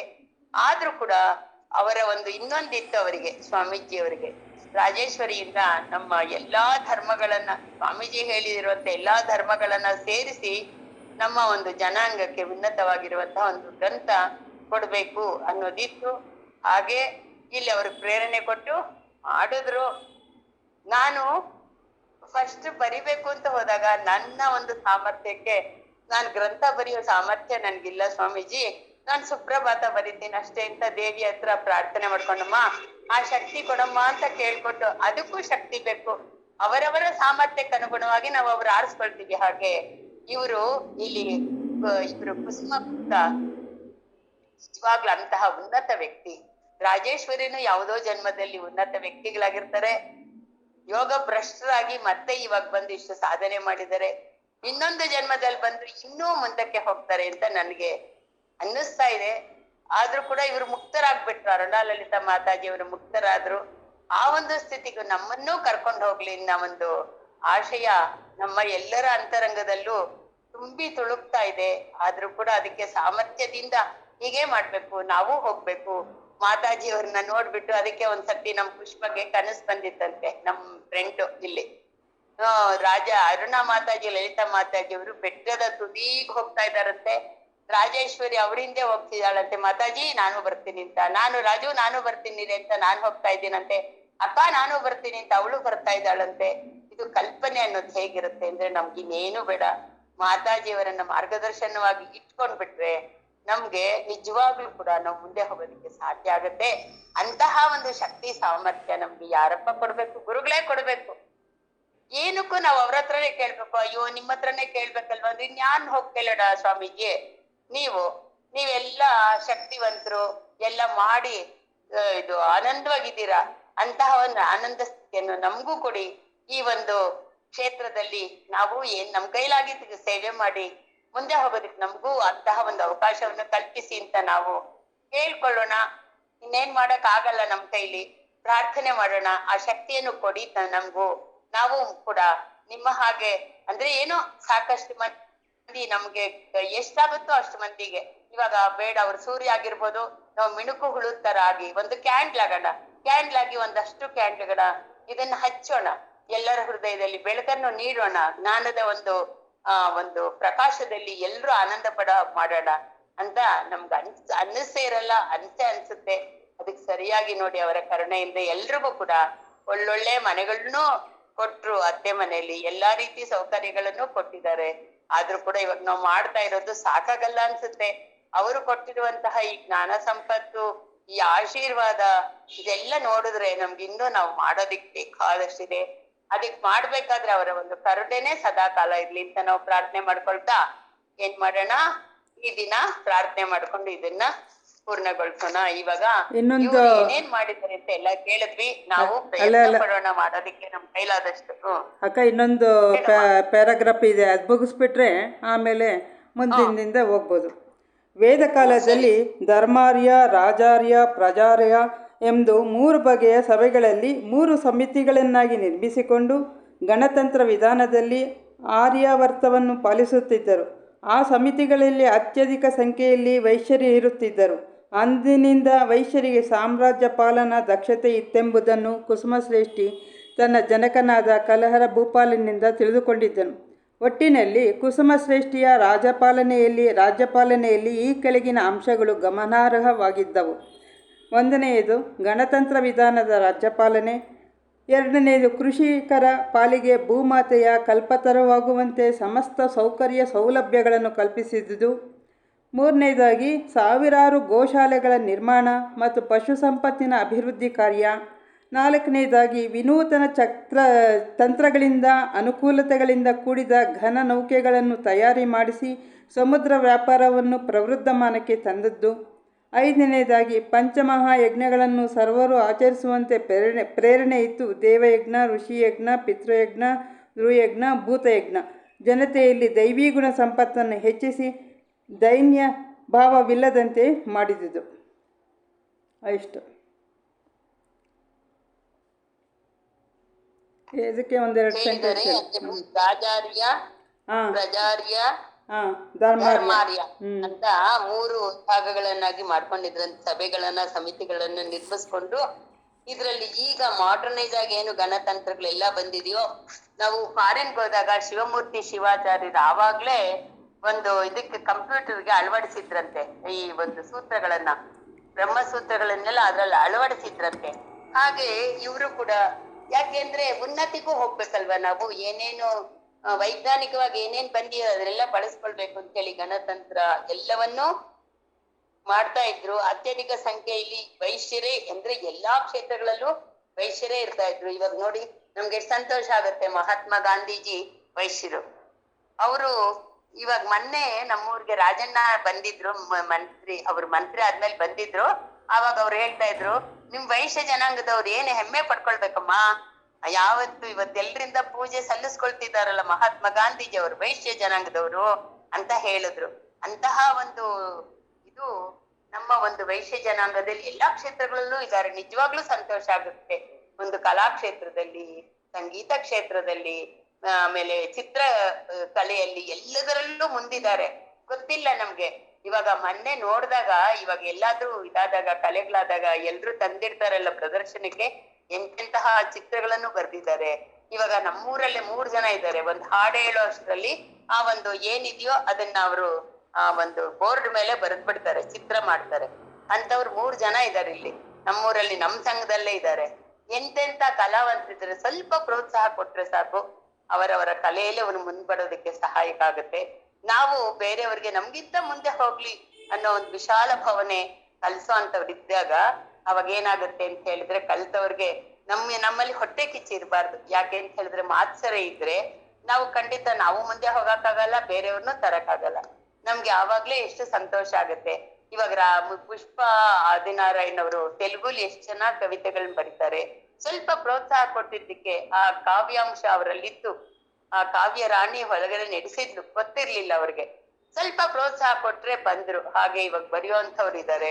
ಅಕಸ್ಮಾತ್ ಒಂದು ಹಾಡು ಕ್ಯಾಸೆಟ್ ಅಲ್ಲಿ ಕೊಟ್ರೆ ಅದನ್ನ ಕಲ್ತ್ಕೊಂಡು ಹೇಳಿ ಕಲ್ಸೋಂಥವ್ರು ಇದ್ದಾರೆ. ಎಲ್ಲಾ ವಿಧದಲ್ಲೂ ಇರ್ತಾರೆ. ಅದಕ್ಕೆ ಸಾಂಸ್ಕೃತಿಕ ಪ್ರೋತ್ಸಾಹ, ಆಧ್ಯಾತ್ಮಿಕ ಜಾಗೃತಿ, ಆಮೇಲೆ ಯೌಗಿಕ ಶಿಕ್ಷಣ, ಇದೆಲ್ಲ ನಮ್ಮ ಒಂದು ಸಂಘದ ಮೂಲಭೂತ ಅಂಶಗಳನ್ನಾಗಿ ನಾವು ಮಾಡ್ಕೊಂಡಿದೀವಿ. ಈ ಒಂದು ಎಲ್ಲಾ ಕ್ಷೇತ್ರಗಳಲ್ಲಿ ನಾವು ಕೊಟ್ಟಾಗ ಖಂಡಿತ ನಮ್ಮ ಸ್ನೇಹಿತರಾಗ್ಲಿ, ನಮ್ಮ ವೈಶ್ಯ ಜನಾಂಗದವರಾಗ್ಲಿ ಎಲ್ಲದರಲ್ಲಿ ಮುಂದಿರೋದಕ್ಕೆ ಸಾಧ್ಯ ಆಗುತ್ತೆ. ಇವಾಗ ನೋಡಿ, ಮೊನ್ನೆ ನಮ್ಮ ಒಂದು ಕನ್ಯಾಕುಮಾರಿ ಯೋಗ ವಿದ್ಯಾಪೀಠದಲ್ಲಿ ಎಲ್ರೂ ವಿದೂಷಿಗಳಿದ್ರು, ಎಷ್ಟು ಜನ. ಅವರಿಂದನೇ ನಾವೇನ್ ಮಾಡಿದ್ವಿ, ಬರ್ದಿರೋಂತ ಸಾಹಿತ್ಯನ ಅವ್ರಿತ್ರನೇ ಹಾಡ್ಸಿ ನಮ್ಮ ಒಂದು ಎಷ್ಟು ಹೆಮ್ಮೆ ಆಗುತ್ತೆ ನೋಡಿ. ನಮ್ಮ ಪೀಠದವರ ವಿದ್ವತ್ತಿನಿಂದ ಇದು ಬಂದಿರೋಂತ ಸಿಡಿ ಅಂತ ನಮ್ಗೆ ಎಷ್ಟು ಸಂತೋಷ ಆಗುತ್ತೆ. ಹಾಗೆ ನಾವು ಬೆಳೆಸ್ಬೇಕು, ಮತ್ತೆ ಅದನ್ನ ಪಡ್ಕೊಳ್ಬೇಕು. ಅವರಿಂದ ಏನು ಉಪಯೋಗ ಆಗುತ್ತೋ ಪಡ್ಕೊಳ್ಬೇಕು. ಇಂಥ ಒಂದು ಸಾಮರ್ಥ್ಯವನ್ನ ನಮ್ಗೆ ಗುರುಜನರು ಇನ್ನೂ ಆಶೀರ್ವಾದದ ರೂಪದಲ್ಲಿ ನಮಗೆ ಕೊಡ್ಲಿ. ಎಲ್ಲರಲ್ಲೂ ಇರುವಂತಹ ಕಲೆ ಮತ್ತಷ್ಟು ಮಗದಷ್ಟು 1ಕ್ಕೆ 2ರಷ್ಟಲ್ಲ, 10ರಷ್ಟು 20ರಷ್ಟು ಅಭಿವೃದ್ಧಿಯಾಗಿ ಎಲ್ಲರೂ ಮುಂದೆ ಬರೋದಕ್ಕೆ ಸಾಧ್ಯ ಆಗ್ಲಿ. ಅಂತಹ ಒಂದು ಶಕ್ತಿಯನ್ನ ನಮ್ಗೆ ಯಾರಪ್ಪ ಕೊಡ್ಬೇಕು ಅಂದ್ರೆ ವಾಸವಿ ಮಾತೆ ಕೊಡ್ಬೇಕು.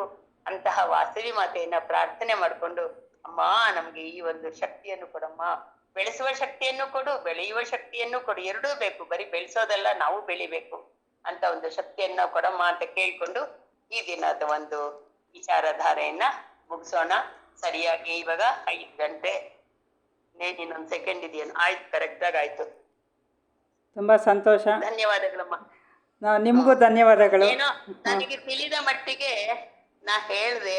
ಅದ್ರಲ್ಲಿ ಎಷ್ಟು ಇವಾಗ ನಂದೀಶ್ ಸರ್ ಬಂದಿದ್ರೆ ಇನ್ನು ಹೇಳ್ತಾ ಇದ್ರೆ, ಒಬ್ರು ಕಂಪೇರ್ ಮಾಡ್ಕೊಳಕ್ ಆಗಲ್ಲ. ಒಟ್ರಲ್ಲಿ ಏನಾದ್ರೂ ಅವ್ರು ಬರ್ದೇ ಇದ್ದಾಗ ಆ ಒಂದು ಕ್ಲಾಸ್ ಅನ್ನ ಅಲ್ಲೇ ನಿಲ್ಸುವದ್ಲು ನಮಗ್ ಗೊತ್ತಿರೋದನ್ನ ಹೇಳ್ಬಹುದು, ಮಾಡ್ಬೋದು. ನಮಗೂ ಒಂದ್ ರೀತಿ ಅವಕಾಶಗಳು ಸಿಕ್ಕಾಗ ನಮ್ಮಲ್ಲಿ ಅಂತರಂಗದಲ್ಲಿ ಶಕ್ತಿ ಪ್ರಕಟ ಆಗುತ್ತೆ. ಹೌದು, ನಾವು ಇನ್ನು ಮುಂದೆ ಹೋಗ್ಬೇಕು ಅನ್ನೋ ಒಂದು ಹಂಬಲ ನಮ್ಮಲ್ಲೂ ಬರುತ್ತೆ. ಹಾಗೆ ಎಷ್ಟೊಂದ್ ಜನ ಇದೀವಿ ನಾವಿಲ್ಲಿ, ಎಲ್ರಿಗೂ ಇದೆ, ಎಲ್ಲಾ ಶಕ್ತಿಗಳು ಇದೆ. ಆ ಶಕ್ತಿಗಳನ್ನೆಲ್ಲ ಬೇಗ ಬೆಳೆಸಿ ಗುರುಗಳು ನಮ್ಮನ್ನೆಲ್ಲ ಒಂದು ಉನ್ನತ ಮಟ್ಟಕ್ಕೆ ಕರ್ಕೊಂಡು ಹೋಗ್ಲಿ ಅಂತ ಹೇಳ್ತಾ ಇದ್ದೀನಿ. ಧನ್ಯವಾದಗಳಮ್ಮ ಎಲ್ರಿಗೂ. Thank you. ನಿಮ್ಗೆಲ್ಲ ಧನ್ಯವಾದ. ಯಾಕೆಂದ್ರೆ ನಮ್ಗೆ ಎಷ್ಟೋ ವಿಚಾರಗಳು ಗೊತ್ತಿಲ್ಲ, ಈ ವೇದಿಕೆಯಿಂದ ತಿಳಿತಾ ಇದೆ. ತುಂಬಾ ಸಂತೋಷ ಆಗುತ್ತೆ. ಒಂದೇ ಒಂದು ನಿಮಿಷ ಮುಗಿಸ್ಬಿಡ್ತೀನಿ. ಶಾಂತಿ ಮಂತ್ರ ಹೇಳ್ಬಿಡ್ತೀನಿ, ಆಮೇಲೆ ಮಾತಾಡೋಣ. ಓಂ ಪೂರ್ಣಮದ ಪೂರ್ಣಮಿದಂ ಪೂರ್ಣಾತ್ ಪೂರ್ಣಮುದಚ್ಯತೆ ಪೂರ್ಣಸ್ಯ ಪೂರ್ಣಮಾದಾಯ ಪೂರ್ಣಮೇವಾವಶಿಷ್ಯತೆ. ಓಂ ಶಾಂತಿ ಶಾಂತಿ ಶಾಂತಿ. ಜೈ ವಾಸವಿ.